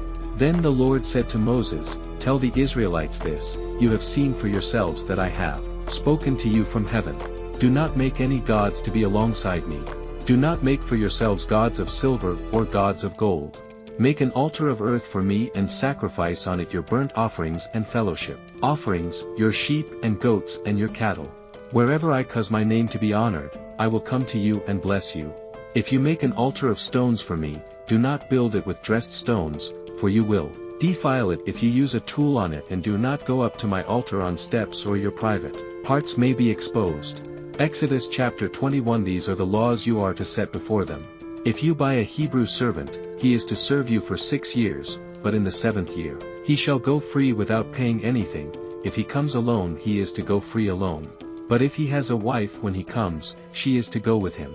If his master gives him a wife and she bears him sons or daughters, the woman and her children shall belong to her master, and only the man shall go free. But if the servant declares, I love my master and my wife and children and do not want to go free, then his master must take him before the judges. He shall take him to the door or the doorpost and pierce his ear with an awl. Then he will be his servant for life. If a man sells his daughter as a servant, she is not to go free as male servants do. If she does not please the master who has selected her for himself, he must let her be redeemed. He has no right to sell her to foreigners because he has broken faith with her. If he selects her for his son, he must grant her the rights of a daughter. If he marries another woman, he must not deprive the first one of her food, clothing, and marital rights. If he does not provide her with these three things, she is to go free without any payment of money. One who strikes a person with a fatal blow is to be put to death. However, if it is not done intentionally, but God lets it happen, they are to flee to a place I will designate. But if anyone schemes and kills someone deliberately, that person is to be taken from my altar and put to death. One who attacks their father or mother is to be put to death. Anyone who kidnaps someone is to be put to death, whether the victim has been sold or is still in the kidnapper's possession. Anyone who curses their father or mother is to be put to death. If people quarrel and one person hits another with a stone or with their fist and the victim does not die but is confined to bed, the one who struck the blow will not be held liable if the other can get up and walk around outside with the staff. However, the guilty party must pay the injured person for any loss of time and see that the victim is completely healed. Anyone who beats their male or female slave with a rod must be punished if the slave dies as a direct result. But they are not to be punished if the slave recovers after a day or two, since the slave is their property. If people are fighting and hit a pregnant woman and she gives birth prematurely, but there is no serious injury, the offender must be fined whatever the woman's husband demands, and the court allows. But if there is serious injury, you are to take life for life, eye for eye, tooth for tooth, hand for hand, foot for foot, burn for burn, wound for wound, bruise for bruise. An owner who hits a male or female slave in the eye and destroys it must let the slave go free to compensate for the eye. And an owner who knocks out the tooth of a male or female slave must let the slave go free to compensate for the tooth. If a bull gnaws a man or woman to death, the bull is to be stoned to death and its meat must not be eaten, but the owner of the bull will not be held responsible. If however the bull has had the habit of goring and the owner has been warned but has not kept it penned up and it kills a man or woman, the bull is to be stoned and its owner also is to be put to death. However, if payment is demanded, the owner may redeem his life by the payment of whatever is demanded. This law also applies if the bull gnaws a son or a daughter. If the bull gnaws a male or female slave, the owner must pay 30 shekels of silver to the master of the slave and the bull is to be stoned to death. If anyone uncovers a pit or digs one and fails to cover it and an ox or donkey falls into it, the one who opened the pit must pay the owner for the loss and take the dead animal in exchange. If anyone's bull injures someone else's bull and it dies, the two parties are to sell the live one and divide both the money and the dead animal equally. However, if it was known that the bull had the habit of goring yet the owner did not keep it penned up, the owner must pay animal or animal and take the dead animal in exchange. Exodus chapter 22. Whoever steals an ox or a sheep and slaughters it or sells it must pay back 5 head of cattle for the ox and 4 sheep for the sheep. If a thief is caught breaking in at night and is struck a fatal blow, the defender is not guilty of bloodshed. But if it happens after sunrise, the defender is guilty of bloodshed. Anyone who steals must certainly make restitution, but if they have nothing, they must be sold to pay for their theft. If the stolen animal is found alive in their possession with an ox or donkey or sheep, they must pay back double. If anyone grazes their livestock in a field or vineyard and lets them stray and they graze in someone else's field, the offender must make restitution from the best of their own field or vineyard. If a fire breaks out and spreads into thorn bushes so that it burns sheaves of corn or standing corn or the whole field, the one who started the fire must make restitution. If anyone gives a neighbor silver or goods for safekeeping and they are stolen from the neighbor's house, the thief, if caught, must pay back double. But if the thief is not found, the owner of the house must appear before the judges. and they must determine whether the owner of the house has laid hands on the other person's property. In all cases of illegal possession of an ox, a donkey, a sheep, a garment, or any other lost property about which somebody says, "This is mine," from both parties that have bring their cases before the judges, the one whom the judges declare guilty must pay back double to the other. If anyone gives a donkey, a ox, a sheep, or any other animal to their neighbor for safekeeping, and it dies, or is injured, or is taken away while no one is looking, the issue between them will be settled by the taking of an oath before the Lord, that the neighbor did not lay hands on the other person's property. The owner is to accept this, and no restitution is required. But if the animal was stolen from the neighbor, restitution must be made to the owner. If it was torn to pieces by a wild animal, the neighbor shall bring in the remains as evidence and shall not be required to pay for the torn animal. If anyone borrows an animal from their neighbor, and it is injured or dies while the owner is not present, they must make restitution. But if the owner is with the animal, the borrower will not have to pay. If the animal was hired, the money paid for the hire covers the loss. If a man seduces a virgin who is not pledged to be married and sleeps with her, he must pay the bride price, and she shall be his wife. If her father absolutely refuses to give her to him, he must still pay the bride price. 4 virgins. Do not allow a sorceress to live. Anyone who has sexual relations with an animal is to be put to death. Whatever sacrifices to any god other than the Lord must be destroyed. Do not ill-treat or oppress a foreigner. For you were foreigners in Egypt. Do not take advantage of the widow or the fatherless. If you do and they cry out to me, I will certainly hear their cry. My anger will be aroused and I will kill you with the sword. Your wives will become widows and your children fatherless. If you lend money to one of my people among you who is needy, do not treat it like a business deal. Charge no interest. If you take your neighbor's cloak as a pledge, return it by sunset.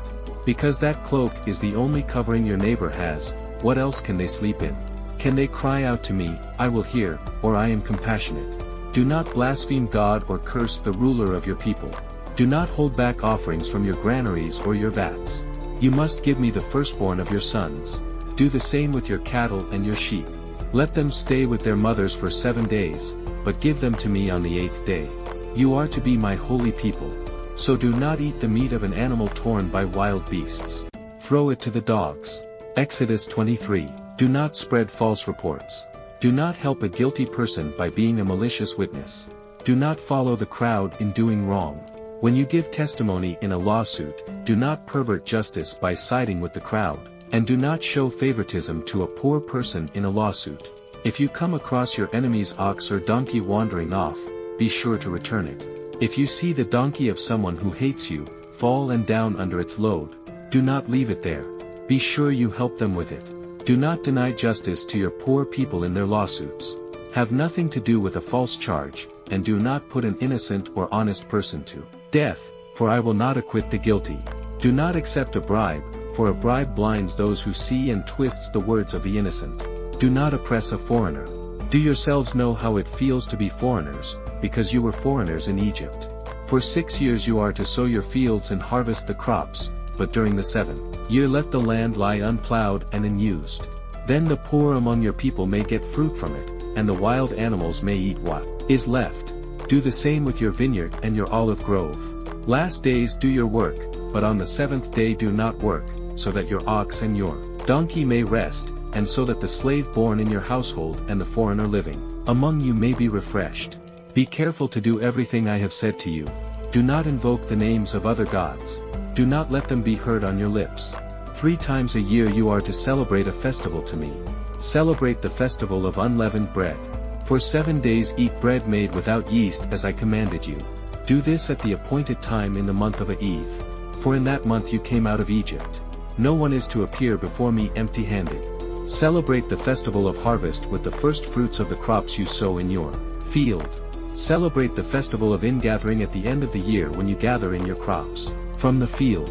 3 times a year all the men are to appear before the sovereign Lord. Do not offer the blood of a sacrifice to me, along with anything containing yeast. The fat of my festival offerings must not be kept until morning. Bring the best of the first fruits of your soil to the house of the Lord your God. Do not cook a young goat in its mother's milk. See, I am sending an angel ahead of you to guard you along the way and to bring you to the place I have prepared. Pay attention to him and listen to what he says. Do not rebel against him. He will not forgive your rebellion, since my name is in him. If you listen carefully to what he says and do all that I say, I will be an enemy to your enemies and will oppose those who oppose you.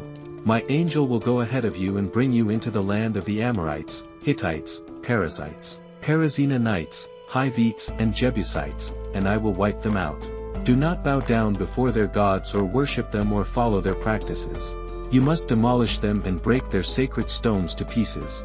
Worship the Lord your God and his blessing will be on your food and water. I will take away disease from among you and none will miscarry or be barren in your land. I will give you a full lifespan. I will send my terror ahead of you and throw into confusion every nation you encounter. I will make all your enemies turn their backs and run. I will send the hornet ahead of you to drive the Hivites, Canaanites and Hittites out of your way.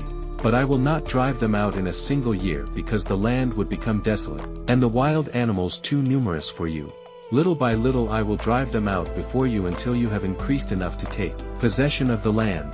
I will establish your borders from the Red Sea to the Mediterranean Sea and from the desert to the Euphrates River. I will give into your hands the people who live in the land and you will drive them out before you. Do not make a covenant with them or with their gods. Do not let them live in your land or they will cause you to sin against me because the worship of their gods will certainly be a snare to you. This is chapter 24. Then the Lord said to Moses, Come up to the Lord, you and Aaron, Nadab and Abihu and 70 of the elders of Israel. You are to worship at a distance. But Moses alone is to approach the Lord.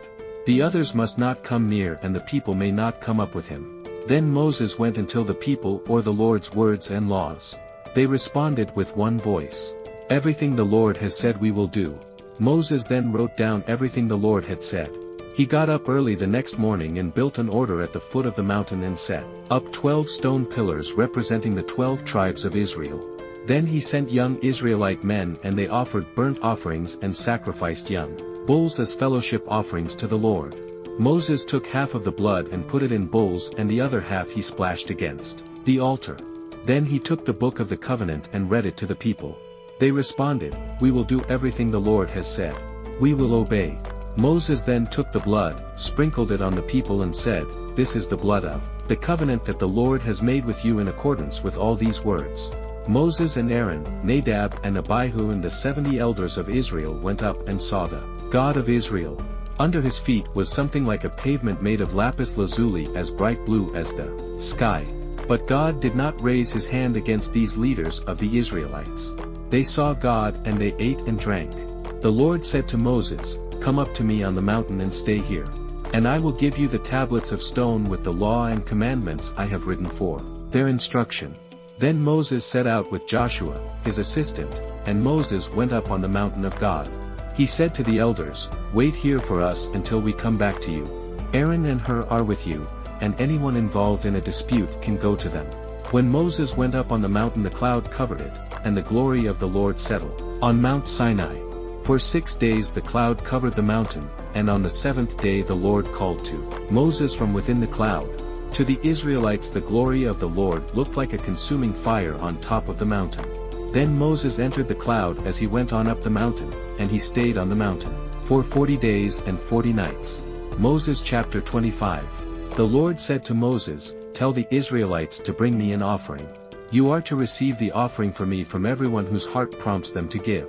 These are the offerings you are to receive from them: gold, silver, and bronze, blue, purple and scarlet yarn, and fine linen, goat hair, ram skins dyed red, and another type of durable leather, acacia wood, olive oil for the light, spices for the anointing oil and for the fragrant incense, and onyx stones and other gems to be mounted on the ephod and breastpiece. Then let them make a sanctuary for me and I will dwell among them. Make this tabernacle and all its furnishings exactly like the pattern I will show you. Let them make an ark of acacia wood, 2.5 cubits long, 1.5 cubits wide, and 1.5 cubits high. Overlay it with pure gold both inside and out and make a gold molding around it. Cast 4 gold rings for it and fasten them to its 4 feet, with 2 rings on one side, and 2 rings on the other. Then make poles of acacia wood and overlay them with gold. Insert the poles into the rings on the sides of the ark to carry it. The poles are to remain in the rings of this ark. They are not to be removed. Then put in the ark the tablets of the covenant law which I will give you. Make an atonement cover of pure gold, 2.5 cubits long and 1.5 cubits wide, and make 2 cherubim out of hammered gold at the ends of the cover. Make 1 cherub on one end and the second cherub on the other. Make the cherubim of one piece with the cover at the 2 ends. The cherubim are to have their wings spread upwards overshadowing the cover with them. The cherubim are to face each other looking towards the cover. Place the cover on top of the ark and put in the ark the tablets of the covenant law, that I will give you. They're above the cover between the 2 cherubim that are over the ark of the covenant law. I will meet with you and give you all my commands for the Israelites. Make a table of acacia wood, 2 cubits long, 1 cubit wide and 1.5 cubits high. Overlay it with pure gold and make a gold molding around it. Also make around it a rim, a handbreadth wide, and put a gold molding on the rim. Make 4 gold rings for the table and fasten them to the 4 corners where the 4 legs are. The rings are to be close to the rim to hold the poles used in carrying the table. Make the poles of acacia wood, overlay them with gold and carry the table with them. And make its plates and dishes of pure gold as well as its pitchers and bowls for the pouring out of offerings. Put the bread of the presence on this table to be before me at all times. Make a lampstand of pure gold.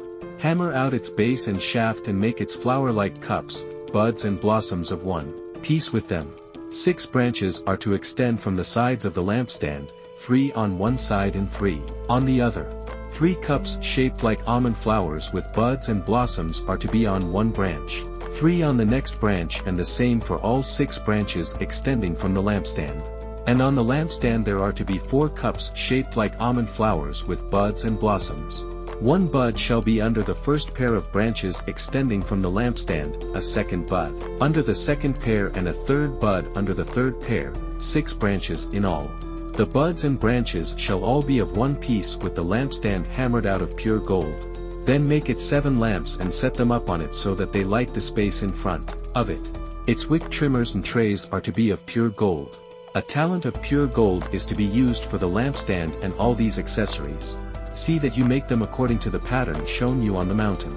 Exodus 26. Make the tabernacle with 10 curtains of finely twisted linen in blue, purple and scarlet yarn, with cherubim woven into them by a skilled worker.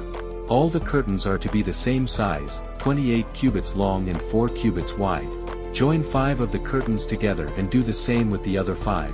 Make loops of blue material along the edge of the end curtain in one set and do the same with the end curtain in the other set. Make 50 loops on one curtain and 50 loops on the end curtain of the other set, with the loops opposite each other. Then make 50 gold clasps and use them to fasten the curtains together so that the tabernacle is a unit.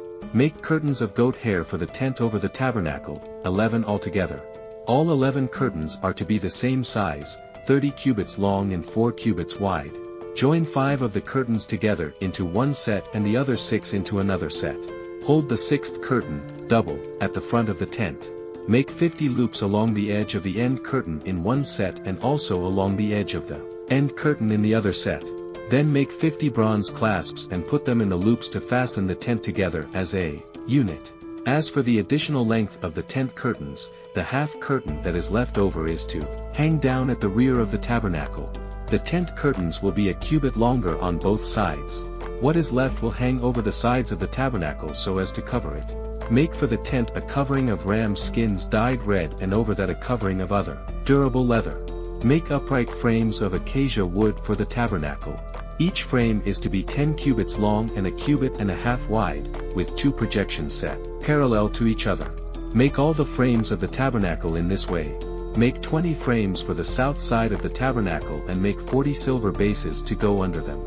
2 bases for each frame, 1 under each projection. For the other side, the north side of the tabernacle, make 20 frames and 40 silver bases, 2 under each frame. Make 6 frames for the far end, that is the west end of the tabernacle, and make 2 frames for the corners of the far end. At these 2 corners, they must be double from the bottom, all the way to the top, and fit it into a single ring. Both shall be like that. So there will be 8 frames and 16 silver bases, 2 under each frame. Also, make crossbars of acacia wood, 5 for the frames on one side of the tabernacle, 5 for those on the other side, and 5 for the frames on the west at the far end of the tabernacle. The center crossbar is to extend from end to end at the middle of the frames. Overlay the frames with gold and make gold rings to hold the crossbars. Also, overlay the crossbars with gold. Get up the tabernacle according to the plan shown you on the mountain. Make a curtain of blue, purple and scarlet yarn, and finely twisted linen, with cherubim, woven into it by a skilled worker. Hang it with gold hooks on 4 posts of acacia wood, overlaid with gold and standing on 4 silver bases. Hang the curtain from the clasps and place the Ark of the Covenant law behind the curtain. The curtain will separate the holy place from the most holy place. Put the atonement cover on the Ark of the Covenant law in the most holy place. Place the table outside the curtain on the north side of the tabernacle and put the lampstand opposite it on the south side. With the entrance to the tent, make a curtain of blue, purple and scarlet yarn and finely twisted linen, the work of an embroidery. Make gold hooks for this curtain and 5 posts of acacia wood overlaid with gold and cast 5 bronze bases for them. As chapter 27 build an altar of acacia wood, 3 cubits high. It is to be square, 5 cubits long and 5 cubits wide. Make a horn at each of the 4 corners so that the horns and the altar are of one piece, and overlay the altar with bronze. Make all its utensils of bronze, its pots to remove the ashes and its shovels, springs, and wrinkling bowls, meat forks and fire pans. Make a grating for it, a bronze network, and make a bronze ring at each of the 4 corners of the network.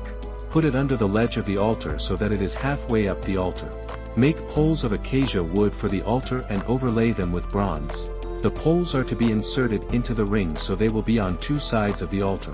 When it is carried, put the altar hollow out of boards. It is to be made just as you were shown on the mountain. Make a courtyard for the tabernacle. The south side shall be 100 cubits long and is to have curtains of finely twisted linen with 20 posts and 20 bronze bases with silver hooks and bands on the posts. The north side shall also be 100 cubits long and is to have curtains with 20 posts and 20 bronze bases and with silver hooks and bands on the posts. The west end of the courtyard shall be 50 cubits wide and have curtains with 10 posts and 10 bases. On the east end towards the sunrise, the courtyard shall also be 50 cubits wide.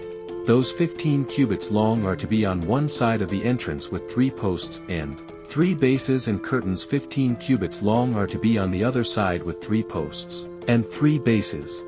For the entrance to the courtyard, provide a curtain 20 cubits long of blue, purple, and scarlet yarn and finely twisted linen, the work of an embroidery with 4 posts and 4 bases. All the posts around the courtyard are to have silver bands and hooks and bronze bases. The courtyard shall be 100 cubits long and 50 cubits wide, with curtains of finely twisted linen, 5 cubits high and with bronze bases. All the other articles used in the service of the tabernacle, whatever their function, including all the tent pegs for it and those for the courtyard, are to be of bronze. Command the Israelites to bring you clear oil of pressed olives for the light, so that the lamps may be kept burning. In the tent of meeting outside the curtain that shields the Ark of the Covenant law, Aaron and his sons are to keep the lamps burning before the Lord from evening till morning. This is to be a lasting ordinance among the Israelites for the generations to come. Exodus chapter 28. Let Aaron, your brother, be brought to you from among the Israelites, with his sons Nadab, and Abihu, Elisa and Ithamar, so that they may serve me as priests. Make sacred garments for your brother Aaron to give him dignity and honor. Tell all the skilled workers to whom I have given wisdom in such matters that they are to make garments for Aaron for his consecration, so that he may serve me as priest. These are the garments they are to make: a breastpiece, an ephod, a robe, a woven tunic, a turban and a sash. They are to make these sacred garments for your brother Aaron and his sons, so that they may serve me as priests. Make them use gold and blue, purple and scarlet yarn and fine linen. Make the ephod of gold and of blue, purple and scarlet yarn and of finely twisted linen, the work of skilled hands. It is to have 2 shoulder pieces attached to 2 of its corners, so that it can be fastened. Its skillfully woven waistband is to be like it, of one piece with the ephod and made with gold and with blue, purple and scarlet yarn and with finely twisted linen. Take 2 onyx stones and engrave on them the names of the sons of Israel in the order of their birth, 6 names on one stone and the remaining 6 on the other. Engrave the names of the sons of Israel on the 2 stones the way a gem cutter engraves a seal. Then mount the stones in gold filigree settings and fasten them on the shoulder pieces of the ephod as memorial stones for the sons of Israel. Thereon is to bear the names on his shoulders as a memorial before the Lord. Make gold filigree settings and 2 braided chains of pure gold like a rope and attach the chains to the settings. Fashion a breastpiece for making decisions, the work of skilled hands. Make it like the ephod of gold and of blue, purple and scarlet yarn and of finely twisted linen. It is to be square, a span long and a span wide and folded double. Then mount 4 rows of precious stones on it. The first row shall be carnelian chrysolite and beryl. The second row shall be turquoise, lapis lazuli and emerald. The third row shall be jacinth, agate and amethyst.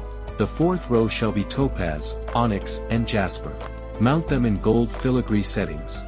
There are to be 12 stones, 1 for each of the names of the sons of Israel, each engraved like a seal with the name of one of the 12 tribes. Other breastpiece. Make braided chains of pure gold like a rope. Make 2 gold rings for it and fasten them to 2 corners of the breastpiece. Fasten the 2 gold chains to the rings of the corners of the breastpiece and the other ends of the chains to the 2 settings, attaching them to the shoulder pieces of the ephod at the front. Make 2 gold rings and attach them to the other 2 corners of the breastpiece on the inside edge next to the ephod. Make 2 more gold rings and attach them to the bottom of the shoulder pieces on the front of the ephod close to the seam just above the waistband of the ephod. The rings of the breastpiece are to be tied to the rings of the ephod with blue cord connecting it to the waistband so that the breastpiece will not swing out from the ephod. However Aaron enters the holy place, he will bear the names of the sons of Israel over his heart on the breastpiece of decision, as a continuing memorial before the Lord. Also put the Urim and the Thummim in the breastpiece so they may be over Aaron's heart whenever he enters the presence of the Lord. Thus Aaron will always bear the means of making decisions for the Israelites over his heart before the Lord. Make the robe of the ephod entirely out of blue cloth with an opening for the head in its center. There shall be a woven edge like a collar around this opening so that it will not tear. Make pomegranates of blue, purple and scarlet yarn around the hem of the robe with gold bells between them. The gold bells and the pomegranates are to alternate around the hem of the robe. Aaron must wear it when he ministers. The sound of the bells will be heard when he enters the holy place before the Lord and when he comes out so that he will not die. Make a plate of pure gold and engrave on it as on a seal, holy to the Lord. Fasten a blue cord to it to attach it to the turban. It is to be on the front of the turban. It will be on Aaron's forehead and he will bear the guilt involved in the sacred gifts. The Israelites consecrate whatever their gifts may be. It will be on Aaron's forehead continually so that they will be acceptable to the Lord. Leave the tunic of fine linen and make the turban of fine linen. The sash is to be the work of an embroidery. Make tunics, sashes and caps for Aaron's sons to give them dignity and honor. After you put these clothes on your brother Aaron and his sons, anoint and ordain them. Consecrate them so they may serve me as priests. Make linen undergarments as a covering for the body, reaching from the waist to the thigh. Aaron and his sons must wear them whenever they enter the tent of meeting or approach the altar to minister in the holy place so that they will not incur guilt and die. This is to be a lasting ordinance for Aaron and his descendants. And as chapter 29, this is what you are to do to consecrate them so that they may serve me as priests. Take a young bull and 2 rams without defect. And from the finest wheat flour make round loaves without yeast, thick loaves without yeast and with olive oil mixed in, and thin loaves without yeast and brushed with olive oil. Put them in a basket and present them in it, along with the bull and the 2 rams. Then bring Aaron and his sons to the entrance to the tent of meeting and wash them with water. Take the garments and dress Aaron with the tunic, the robe of the ephod itself, and the breastpiece. Fasten the ephod on him by its skillfully woven waistband. Put the turban on his head and attach the sacred emblem to the turban. Take the anointing oil and anoint him by pouring it on his head. Bring his sons and dress them in tunics and fasten caps on them. Then tie sashes on Aaron and his sons. The priesthood is theirs by a lasting ordinance. Then you shall ordain Aaron and his sons. Bring the bull to the front of the tent of meeting, and Aaron and his sons shall lay their hands on its head. Slaughter it in the Lord's presence of the entrance to the tent of meeting. Take some of the bull's blood and put it on the horns of the altar with your finger, and pour out the rest of it at the base of the altar. Then take all the fat of the internal organs, the covering of the liver and both kidneys, with the fat on them, and burn them on the altar. But burn the bull's flesh and its hide and its intestines outside the camp. It is a sin offering. Take one of the rams, and Aaron and his sons shall lay their hands on its head. Order it, and take the blood and splash it against the sides of the altar. Cut the ram into pieces, and wash the internal organs and the legs, putting them with the head and the other pieces. Then burn the entire ram on the altar. It is a burnt offering to the Lord, a pleasing aroma, a food offering presented to the Lord. Take the other ram, and Aaron and his sons shall lay their hands on its head. Slaughter it, take some of its blood, and put it on the lobes of the right ears of Aaron and his sons, on the thumbs of their right hands and on the big toes of their right feet. Then splash blood against the sides of the altar, and take some of the blood on the altar, and some of the anointing oil and sprinkle it on Aaron and his garments, and on his sons, and their garments. Then he and his sons and their garments will be consecrated. Take from this ram the fat tail, the fat on the internal organs, the covering of the liver, both kidneys with the fat on them, and the right thigh. This is the ram for the ordination. From the basket of bread made without yeast, which is before the Lord, take 1 round loaf, 1 thick loaf with olive oil mixed in, and 1 thin loaf. Put all these in the hands of Aaron and his sons, and wave them before the Lord as a wave offering. Then take them from their hands, and burn them on the altar along with the burnt offering, for a pleasing aroma to the Lord, a food offering presented to the Lord. After you take the breast of the ram for Aaron's ordination, wave it before the Lord as a wave offering, and it will be your share. Consecrate those parts of the ordination ram that belong to Aaron and his sons, the breast that was waved and the thigh that was presented. This is always to be the regular share from the Israelites for Aaron and his sons. It is the contribution the Israelites are to make to the Lord from their fellowship offerings. Aaron's sacred garments will belong to his descendants, so that they can be anointed and ordained in them.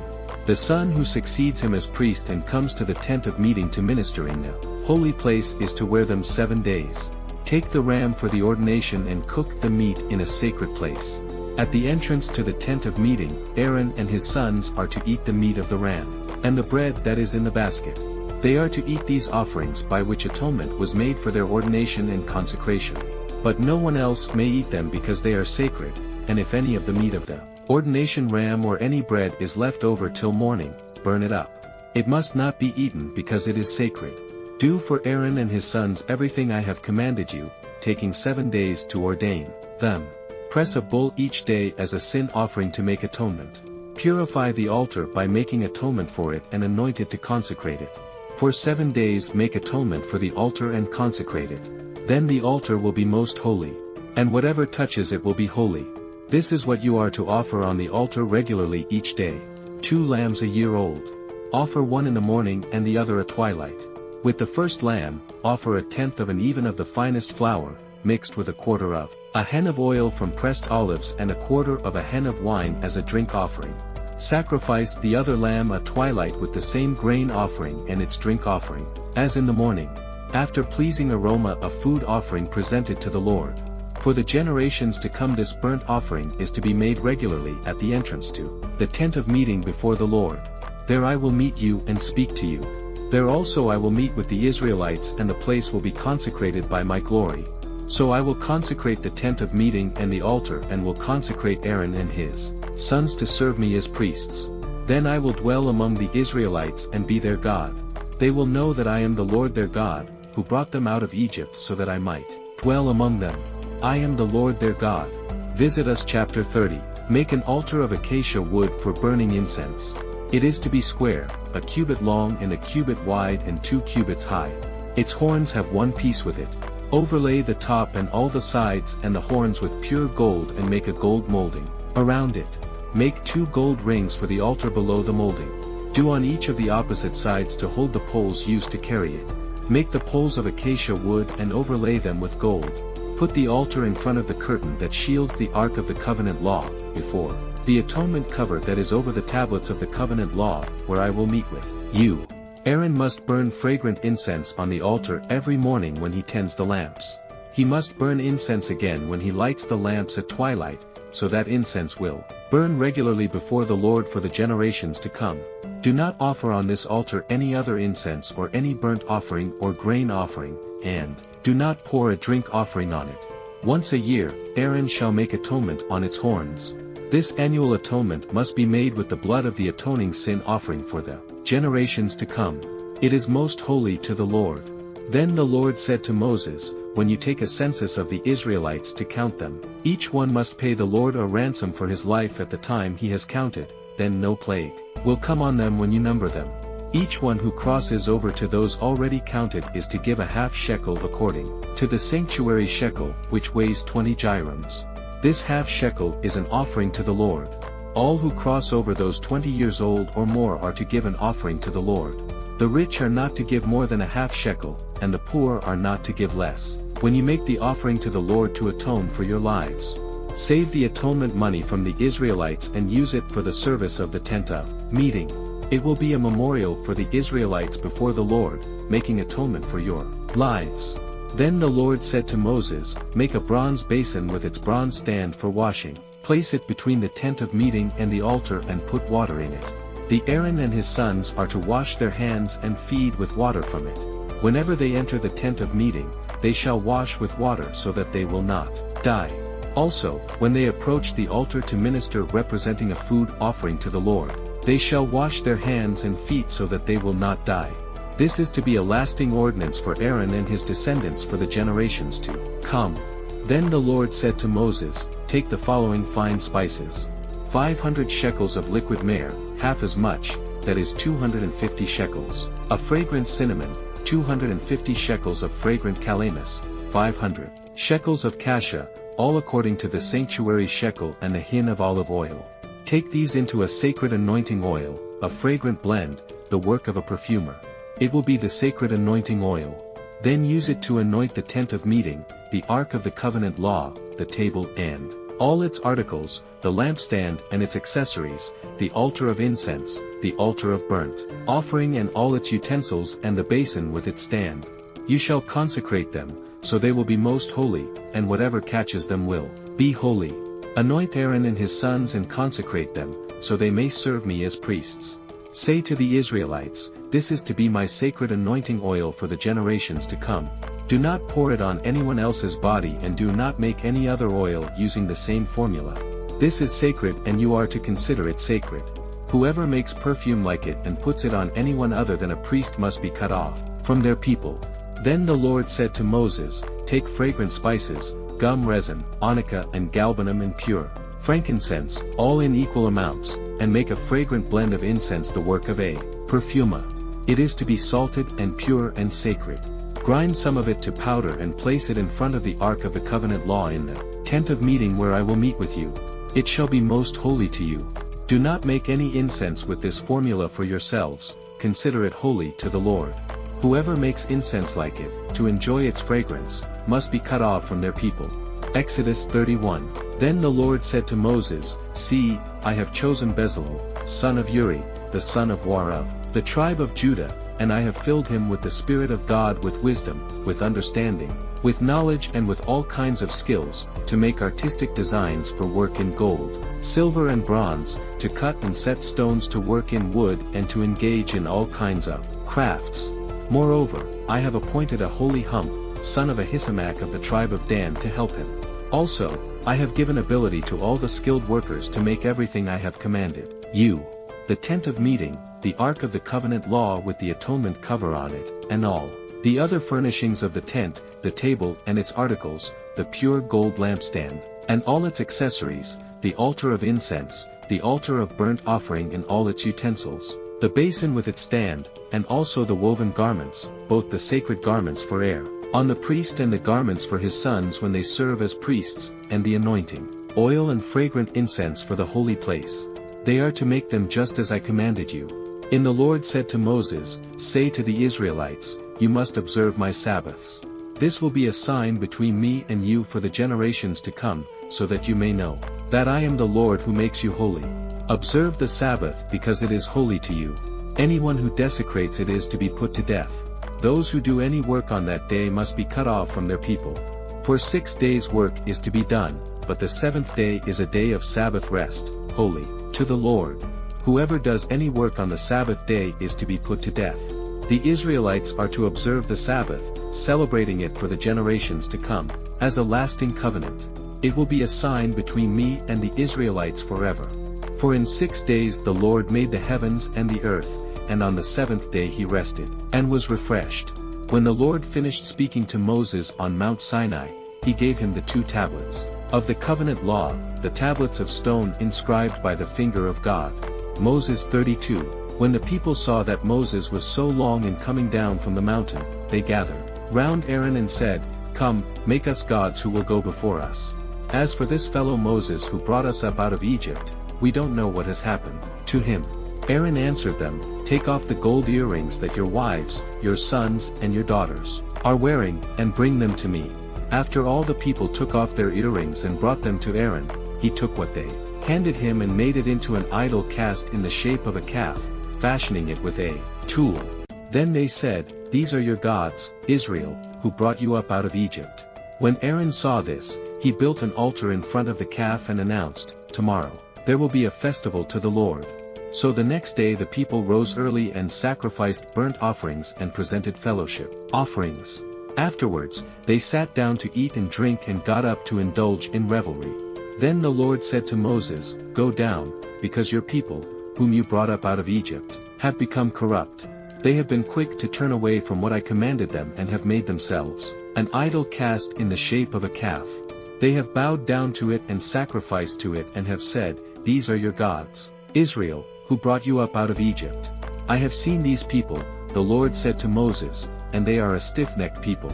Now leave me alone so that my anger may burn against them and that I may destroy them. Then I will make you into a great nation." But Moses sought the favor of the Lord his God. "Lord," he said, "why should your anger burn against your people, whom you brought out of Egypt with great power and a mighty hand? Why should the Egyptians say it was with evil intent that he brought them out, to kill them in the mountains and to wipe them off the face of the earth? Turn from your fierce anger. Relent and do not bring disaster on your people. Remember your servants, Abraham, Isaac, and Israel, to whom you swore by your own self. I will make your descendants as numerous as the stars in the sky, and I will give your descendants all this land I promised them, and it will be their inheritance forever."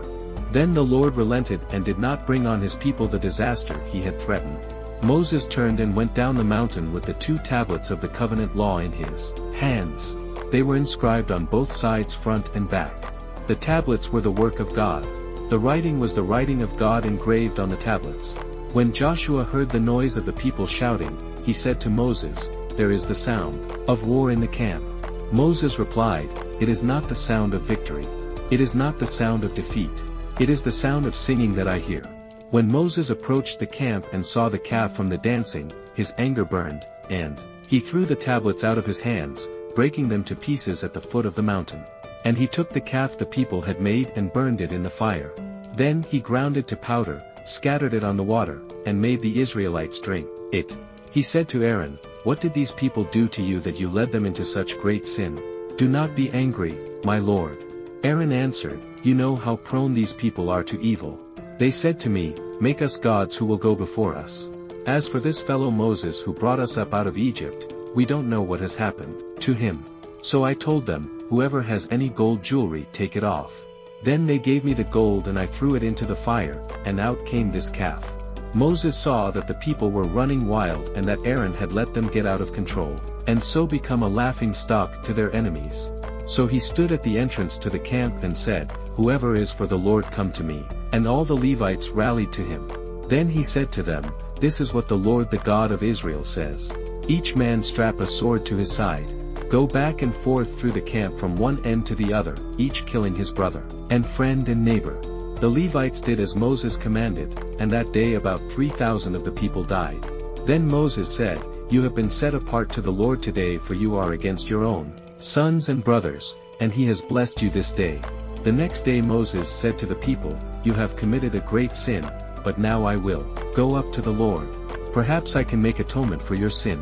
So Moses went back to the Lord and said, "Oh, what a great sin these people have committed. They have made themselves gods of gold, but now please forgive their sin." But if not, then blot me out of the book you have written. The Lord replied to Moses, Whoever has sinned against me, I will blot out of my book. Now go. Lead the people to the place I spoke of, and my angel will go before you. However, when the time comes for me to punish, I will punish them for their sin. When the Lord struck the people with a plague because of what they did with the car of Aaron had made. Exodus 33.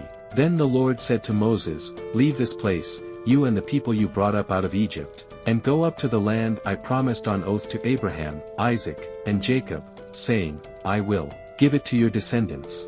I will send an angel before you and drive out the Canaanites, Amorites, Hittites, Perizzites, Hivites, and Jebusites. Go up to the land flowing with milk and honey. But I will not go with you, because you are a stiff-necked people, and I might destroy you on the way. When the people heard these distressing words, they began to mourn, and no one put on any ornaments. For the Lord had said to Moses, Tell the Israelites you are a stiff-necked people. If I were to go with you even for a moment, I might destroy you. Now take off your ornaments, and I will decide what to do with you. So the Israelites stripped off their ornaments at Mount Horeb. Now Moses used to take a tent and pitch it outside the camp some distance away, calling it the tent of meeting. One inquiring of the Lord would go to the tent of meeting outside the camp. And whenever Moses went out to the tent, all the people rose and stood at the entrances to their tents, watching Moses until he entered the tent.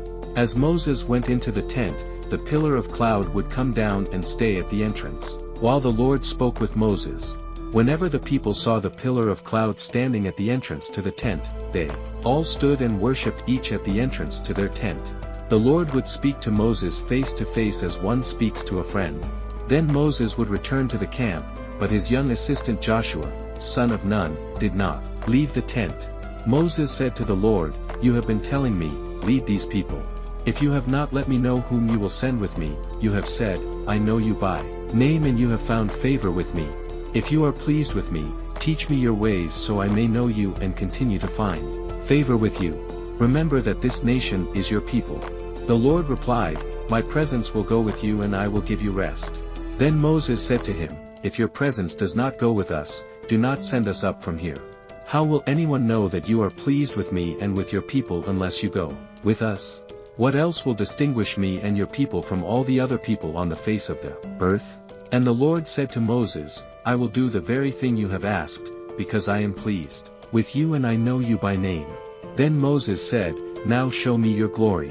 And the Lord said, I will cause all my goodness to pass in front of you and I will proclaim my name, the Lord, in your presence. I will have mercy on whom I will have mercy and I will have compassion on whom I will have compassion. And the Lord said, You cannot see my face, for no one may see me and live. Then the Lord said, There is a place near me where you may stand on a rock. When my glory passes by, I will put you in a cleft in the rock and cover you with my hand until I have passed by. Then I will remove my hand and you will see my back, but my face must not be seen. Exodus chapter 34. The Lord said to Moses, Chisel out 2 stone tablets like the first ones, and I will write on them the words that were on the first tablets which you broke. Be ready in the morning and then come up on Mount Sinai. Present yourself to me there on the top of the mountain. No one is to come with you or be seen anywhere on the mountain. Not even the flocks and herds may graze in front of the mountain. So Moses chiseled out 2 stone tablets like the first ones and went up Mount Sinai early in the morning as the Lord had commanded him, and he carried the 2 stone tablets in his hands. Then the Lord came down in the cloud and stood there with him and proclaimed his name, the Lord. And he passed in front of Moses proclaiming, the Lord, the compassionate and gracious God, slow to anger, abounding in love and faithfulness, maintaining love to thousands and forgiving wickedness, rebellion and sin. Yet he does not leave the guilty unpunished. He punishes the children and their children for the sin of the parents to the 3rd and 4th generation. Moses bowed to the ground at once and worshipped. Lord, he said, if I have found favor in your eyes, then let the Lord go with us. Although this is a stiff-necked people, forgive our wickedness and our sin and take us as your inheritance. Then the Lord said, I am making a covenant with you. For all your people, I will do wonders never before done in any nation in all the world. The people you live among will see how awesome is the work that I, the Lord, will do for you. Obey what I command you today. I will drive out before you the Amorites, Canaanites, Hittites, Perizzites, Hivites, and Jebusites. Be careful not to make a treaty with those who live in the land where you are going, or they will be a snare among you. Break down their altars, smash their sacred stones, and cut down their Asherah poles. Do not worship any other god, for the Lord whose name is a jealous God. Be careful not to make a treaty with those who live in the land, for when they prostitute themselves to their gods and sacrifice to them, they will invite you and you will eat their sacrifices, and when you choose some of their daughters as wives for your sons, and those daughters prostitute themselves to their gods, they will lead your sons to do the same. Do not make any idols. Celebrate the festival of unleavened bread. For 7 days eat bread made without yeast as I commanded you. Do this at the appointed time in the month of Aviv. For in that month you came out of Egypt. The first offspring of every womb belongs to me, including all the firstborn males of your livestock, whether from herd or flock. Name the firstborn donkey with a lamb, but if you do not redeem it, break its neck. Redeem all your firstborn sons. No one is to appear before me empty-handed. 6 days you shall labor, but on the 7th day you shall rest, even during the plowing season and harvest you must rest. Celebrate the festival of weeks with the first fruits of the wheat harvest, and the festival of ingathering at the turn of the year. 3 times a year all your men are to appear before the sovereign Lord, the God of Israel. I will drive out nations before you and enlarge your territory, and no one will covet your land when you go up 3 times each year to appear before the Lord your God. Do not offer the blood of a sacrifice to me, along with anything containing yeast. Do not let any of the sacrifice from the Passover festival remain until morning. Bring the best of the first fruits of your soil to the house of the Lord your God. Do not cook a young goat in its mother's milk. Then the Lord said to Moses, Write down these words, for in accordance with these words I have made a covenant with you and with Israel. Moses was there with the Lord 40 days and 40 nights without eating bread or drinking water, and he wrote on the tablets the words of the covenant, the 10 Commandments. When Moses came down from Mount Sinai with the 2 tablets of the covenant law in his hands, he was not aware that his face was radiant because he had spoken with the Lord. When Aaron and all the Israelites saw Moses, his face was radiant, and they were afraid to come near him. But Moses called to them, so Aaron and all the leaders of the community came back to him and he spoke to them. Afterwards all the Israelites came near him, and he gave them all the commands the Lord had given him on Mount Sinai. When Moses finished speaking to them, he put a veil over his face. Whenever he entered the Lord's presence to speak with him, he removed the veil until he came out. And when he came out and told the Israelites what he had been commanded, they saw that his face was radiant. Then Moses would put the veil back over his face until he went in to speak with the Lord. Exodus 35. Moses assembled the whole Israelite community and said to them, These are the things the Lord has commanded you to do. For 6 days work is to be done, but the 7th day shall be your holy day, a day of Sabbath, rest to the Lord. Whoever does any work on it is to be put to death. Do not light a fire in any of your dwellings on the Sabbath day.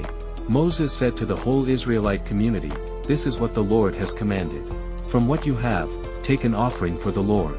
Everyone who is willing is to bring to the Lord an offering of gold, silver and bronze, blue, purple and scarlet yarn and fine linen, goat hair, ram skins dyed red, and another type of durable leather, acacia wood, olive oil for the light, spices for the anointing oil and for the fragrant incense, and onyx stones and other gems to be mounted on the ephod and breastpiece.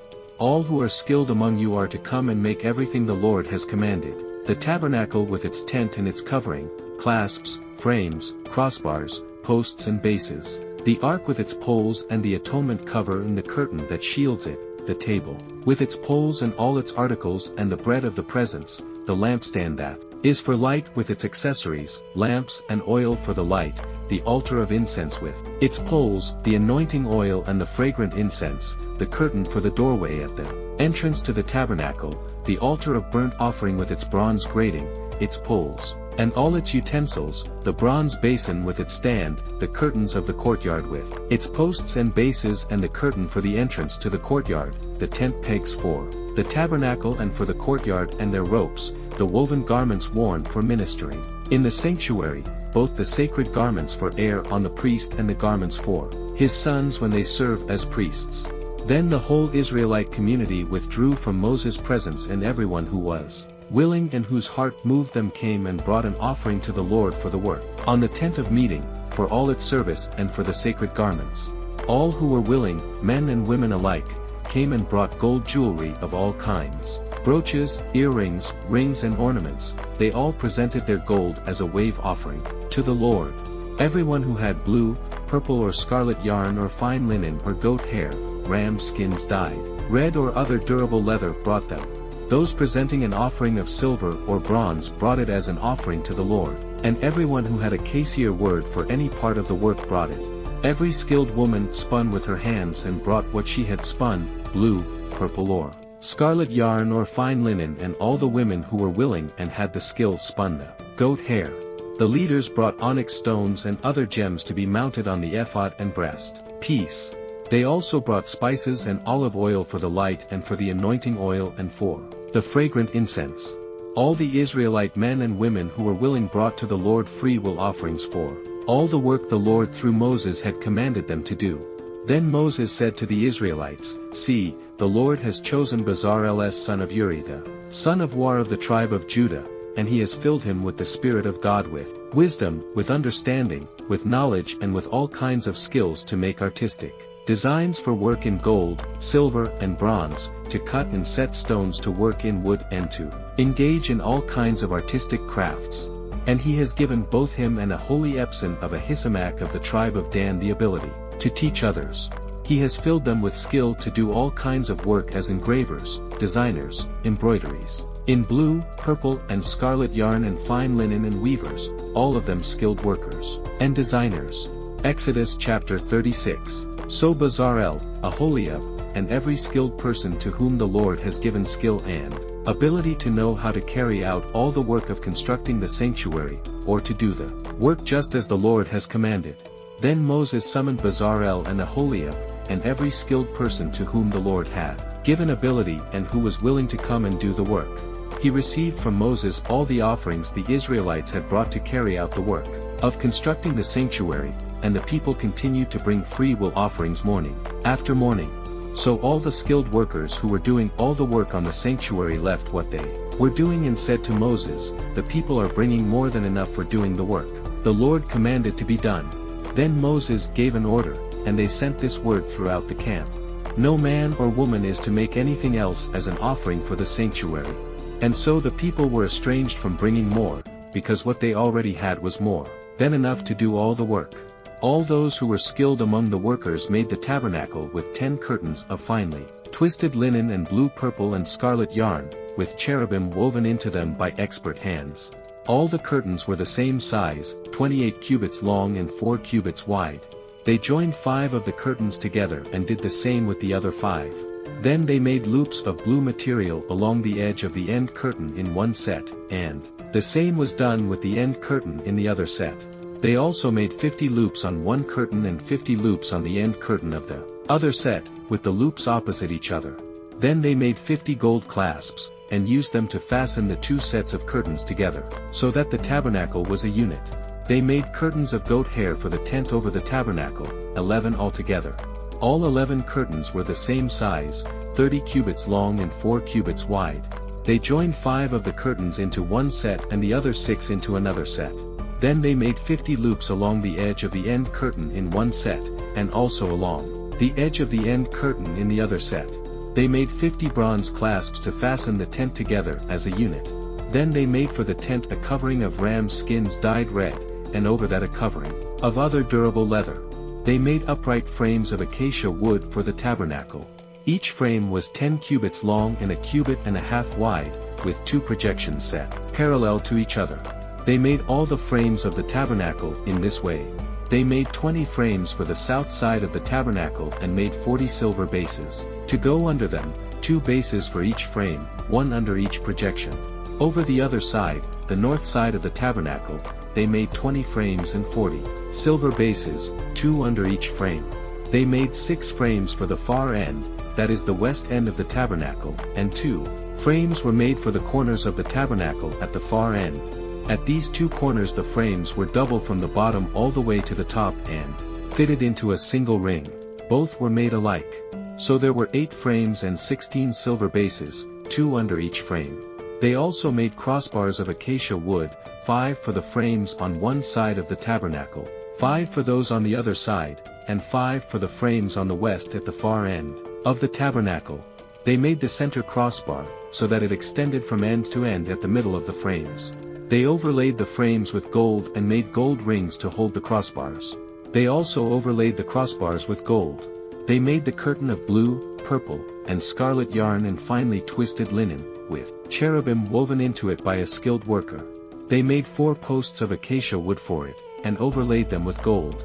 They made gold hooks for them and cast their 4 silver bases. For the entrance to the tent, they made a curtain of blue, purple, and scarlet yarn, and finely twisted linen, the work of an embroidery. And they made 5 posts with hooks for them. They overlaid the tops of the posts and their bands with gold and made their 5 bases of bronze. Exodus 37. Bezalel made the ark of acacia wood, 2.5 cubits long, 1.5 cubits wide, and 1.5 cubits high. He overlaid it with pure gold, both inside and out, and made a gold molding around it. He cast 4 gold rings for it and fastened them to its 4 feet, with 2 rings on one side and 2 rings on the other. Then he made poles of acacia wood and overlaid them with gold, and he inserted the poles into the rings on the sides of the ark to carry it. He made the atonement cover of pure gold, 2.5 cubits long and 1.5 cubits wide. Then he made 2 cherubim out of hammered gold at the ends of the cover. He made 1 cherub on one end and the second cherub on the other. At the 2 ends he made them of one piece with the cover. The cherubim had their wings spread upwards, overshadowing the cover with them. The cherubim faced each other, looking towards the cover. He made the table of acacia wood, 2 cubits long, 1 cubit wide and 1.5 cubits high. Then they overlaid it with pure gold and made a gold molding around it. They also made around it a rim, a handbreadth wide, and put a gold molding on the rim. They cast 4 gold rings for the table and fastened them to the 4 corners where the 4 legs were. The rings were put close to the rim to hold the poles used in carrying the table. The poles for carrying the table were made of acacia wood and were overlaid with gold. And they made from pure gold the articles for the table, its plates and dishes and bowls and its pitchers for the pouring out of drink offerings. They made the lampstand of pure gold. They hammered out its base and shaft and made its flower-like cups, buds and blossoms, of one piece with them. 6 branches extended from the sides of the lampstand, 3 on one side and 3 on the other. 3 cups shaped like almond flowers with buds and blossoms were on one branch, 3 on the next branch, and the same for all 6 branches extending from the lampstand. And on the lampstand were 4 cups shaped like almond flowers with buds and blossoms. 1 bud was under the first pair of branches extending from the lampstand, a second bud under the second pair, and a third bud under the third pair, 6 branches in all.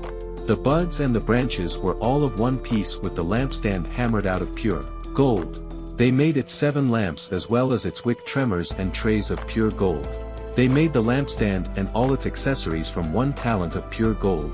They made the altar of incense out of acacia wood.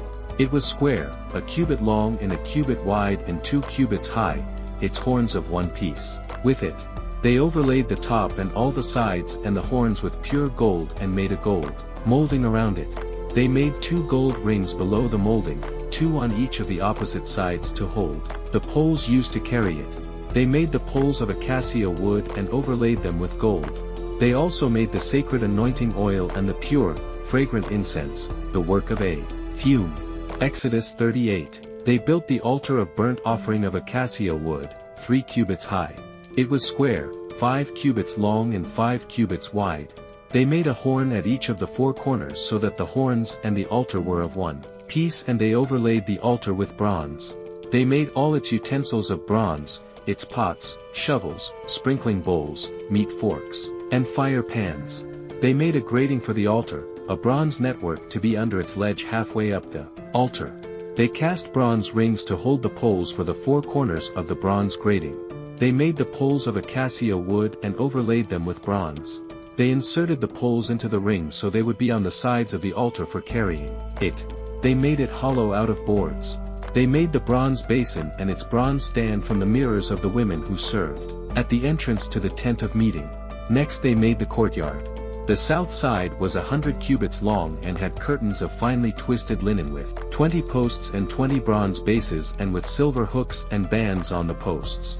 The north side was also 100 cubits long and had 20 posts and 20 bronze bases, with silver hooks and bands on the posts. The west end was 50 cubits wide and had curtains with 10 posts and 10 bases with silver hooks and bands on the posts. The east end, towards the sunrise, was also 50 cubits wide. Curtains 15 cubits long were on one side of the entrance with 3 posts and 3 bases, and curtains 15 cubits long were on the other side of the entrance to the courtyard, with 3 posts and 3 bases. All the curtains around the courtyard were of finely twisted linen. The bases for the posts were bronze. The hooks and bands on the posts were silver, and their tops were overlaid with silver, so all the posts of the courtyard had silver bands. The curtain for the entrance to the courtyard was made of blue, purple, and scarlet yarn, and finely twisted linen, the work of an embroidery. It was 20 cubits long, and, like the curtains of the courtyard, 5 cubits high, with 4 posts and 4 bronze bases. Their hooks and bands were silver, and their tops were overlaid with silver. All the tent pegs of the tabernacle and of the surrounding courtyard were bronze. These are the amounts of the material used for the tabernacle of the covenant law, which were recorded at Moses' command by the Levites under the direction of Itamar, son of Aaron the priest. Bezalel, son of Juri, the son of War of the tribe of Judah, made everything the Lord commanded Moses. With him was Aholiab, son of Ahisamach, of the tribe of Dan, an engraver and designer, and an embroidery in blue, purple and scarlet, yarn and fine linen. The total amount of the gold from the wave offering used for all the work on the sanctuary was 29 talents and 730 shekels, according to the sanctuary shekel. The silver obtained from those of the community, who were counted in the census, was 100 talents and 1,775 shekels, according to the sanctuary shekel. 1 beaker per person, that is half a shekel, according to the sanctuary shekel, from everyone who had crossed over to those counted 20 years old or more, a total of 603,550 men. The 100 talents of silver were used to cast the bases for the sanctuary and for the curtain. 100 bases from the 100 talents, 1 talent, for each base. They used the 1,775 shekels to make the hooks for the posts, to overlay the tops of the posts and to make their bands. The bronze from the wave offering was 70 talents and 2,400 shekels. They used it to make the bases for the entrance to the tent of meeting, the bronze altar, with its bronze grating and all its utensils. The bases for the surrounding courtyard and those for its entrance, and all the tent pegs for the tabernacle and those for the surrounding courtyard. Exodus chapter 39. From the blue, purple and scarlet yarn, they made woven garments for ministering in the sanctuary. They also made sacred garments for the Arion as the Lord commanded Moses. They made the ephod of gold and of blue, purple, and scarlet yarn and of finely twisted linen. They hammered out thin sheets of gold and cut strands to be worked into the blue, purple and scarlet yarn and fine linen, the work of skilled hands. They made shoulder pieces for the ephod which were attached to 2 of its corners so that it could be fastened. Its skillfully woven waistband was like it, of 1 piece. With the ephod are made with gold and with blue, purple and scarlet yarn and with finely twisted linen as the Lord commanded Moses. They mounted the onyx stones in gold filigree settings and engraved them like a seal with the names of the sons of Israel. Then they fastened them on the shoulder pieces of the ephod as memorial stones for the sons of Israel, as the Lord commanded Moses. They fashioned the breastpiece, the work of a skilled craftsman. They made it like the ephod of gold and of blue, purple and scarlet yarn and of finely twisted linen. It was square, a span long and a span wide and folded double. Then they mounted 4 rows of precious stones on it. The first row was carnelian chrysolite and beryl. The second row was turquoise, lapis lazuli and emerald. The third row was jacinth, agate and amethyst. The fourth row was topaz, onyx and jasper. They were mounted in gold, filigree settings. There were 12 stones, one for each of the names of the sons of Israel, each engraved like a seal with the name of one of the 12 tribes. For the breastpiece they made braided chains of pure gold like a rope. They made 2 gold filigree settings and 2 gold rings and fastened the rings to 2 of the corners of the breast piece. They fastened the 2 gold chains to the rings of the corners of the breast piece, and the other ends of the chains to the 2 settings, attaching them to the shoulder pieces of the ephod at the front. They made 2 gold rings and attached them to the other 2 corners of the breast piece on the inside edge next to the ephod. Then they made 2 more gold rings and attached them to the bottom of the shoulder pieces on the front of the ephod, close to the seam just above the waistband of the ephod. They tied the rings of the breast piece to the rings of the ephod with blue cord connecting it to the waistband so that the breast piece would not swing out from the ephod as the Lord commanded Moses.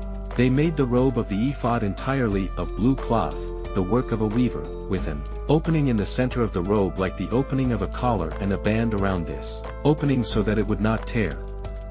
They made pomegranates of blue, purple and scarlet yarn, and finely twisted linen round the hem of the robe, and they made bells of pure gold, and attached them around the hem between the pomegranates. The bells and pomegranates alternated round the hem of the robe to be worn for ministering as the Lord commanded Moses. For Aaron and his sons, they made tunics of fine linen, the work of a weaver, and the turban of fine linen, the linen caps and the undergarments of finely twisted linen. The sash was made of finely twisted linen and blue, purple and scarlet yarn, the work of an embroidery as the Lord commanded Moses. They made the plate, the sacred emblem, out of pure gold and engraved on it like an inscription on a seal, holy to the Lord. Then they fastened a blue cord to it to attach it to the turban as the Lord commanded Moses. So all the work on the tabernacle, the tent of meeting, was completed. The Israelites did everything just as the Lord commanded Moses. Then they brought the tabernacle to Moses, the tent and all its furnishings, its clasps, frames, crossbars, posts and bases, the covering of ram skins dyed red and the covering of another durable leather and the shielding curtain. The Ark of the Covenant law with its poles and the atonement cover, the table with all its articles and the bread of the presence, the pure gold lampstand with its row of lamps, and all its accessories and the olive oil for the light, the gold altar, the anointing oil, the fragrant incense and the curtain for the entrance to the tent. The bronze altar, with its bronze grating, its poles and all its utensils, the basin with its stand, the curtains of the courtyard with its posts and bases, and the curtain for the entrance to the courtyard, the ropes and tent pegs for the courtyard, all the furnishings for the tabernacle, the tent of meeting, and the woven garments worn for ministering in the sanctuary, both the sacred garments for Aaron the priest and the garments for his sons when serving as priests. The Israelites had done all the work just as the Lord had commanded Moses. Moses inspected the work and saw that they had done it just as the Lord had commanded, so Moses blessed them. Exodus 40. In the Lord said to Moses, set up the tabernacle, the tent of meeting, on the first day of the first month. Place the Ark of the Covenant law in it and shield the Ark with the curtain. Bring in the table and set out what belongs on it. Then bring in the lampstand and set up its lamps. Place the gold altar of incense in front of the Ark of the Covenant law and put the curtain at the entrance to the tabernacle. Place the altar of burnt offering in front of the entrance to the tabernacle, the tent of meeting. Place the basin between the tent of meeting and the altar and put water in it. Set up the courtyard around it and put the curtain at the entrance to the courtyard. Take the anointing oil and anoint the tabernacle, and everything in it. Consecrate it and all its furnishings, and it will be holy. Then, anoint the altar of burnt offering and all its utensils. Consecrate the altar, and it will be most holy. Anoint the basin and its stand and consecrate them. Bring Aaron and his sons to the entrance to the tent of meeting and wash them with water. Then dress Aaron, in the sacred garments. Anoint him and consecrate him so that he may serve me as priest. Bring his sons and dress them in tunics. Anoint them just as you anointed their father, so that they may serve me as priests. Their anointing will be to a priesthood that will continue throughout their generations. Moses did everything just as the Lord commanded him. So the tabernacle was set up on the first day of the first month in the second year. When Moses set up the tabernacle, he put the bases in place, erected the frames, inserted the crossbars, and set up the posts. Then he spread the tent over the tabernacle and put the covering over the tent as the Lord commanded him. He took the tablets of the covenant law, and placed them in the ark, attached the poles to the ark and put the atonement cover over it. Then he brought the ark into the tabernacle and hung the shielding curtain, and shielded the ark of the covenant law as the Lord commanded him. Moses placed the table in the tent of meeting on the north side of the tabernacle outside the curtain and set out the bread on it before the Lord as the Lord commanded him. He placed the lampstand in the tent of meeting opposite the table on the south side of the tabernacle and set up the lamps before the Lord as the Lord commanded him. Moses placed the gold altar in the tent of meeting in front of the curtain and burned fragrant incense on it as the Lord commanded him. Then he put up the curtain at the entrance to the tabernacle. He set the altar of burnt offering near the entrance to the tabernacle, the tent of meeting, and offered on it burnt offerings and grain offerings as the Lord commanded him. He placed the basin between the tent of meeting and the altar and put water in it for washing, and Moses and Aaron and his sons used it to wash their hands and feet. They washed whenever they entered the tent of meeting or approached the altar as the Lord commanded Moses. Then Moses set up the courtyard around the tabernacle and altar and put the curtain at the entrance to the courtyard. And so Moses finished the work. Then the cloud covered the tent of meeting, and the glory of the Lord filled the tabernacle. Moses could not enter the tent of meeting, because the cloud had settled on it and the glory of the Lord filled the tabernacle. In all the travels of the Israelites, whenever the cloud lifted from above the tabernacle, they would set out. But if the cloud did not lift, they did not set out until the day it lifted. So the cloud of the Lord was over the tabernacle by day and fire was in the cloud by night in the sight of all Israelites during their travels.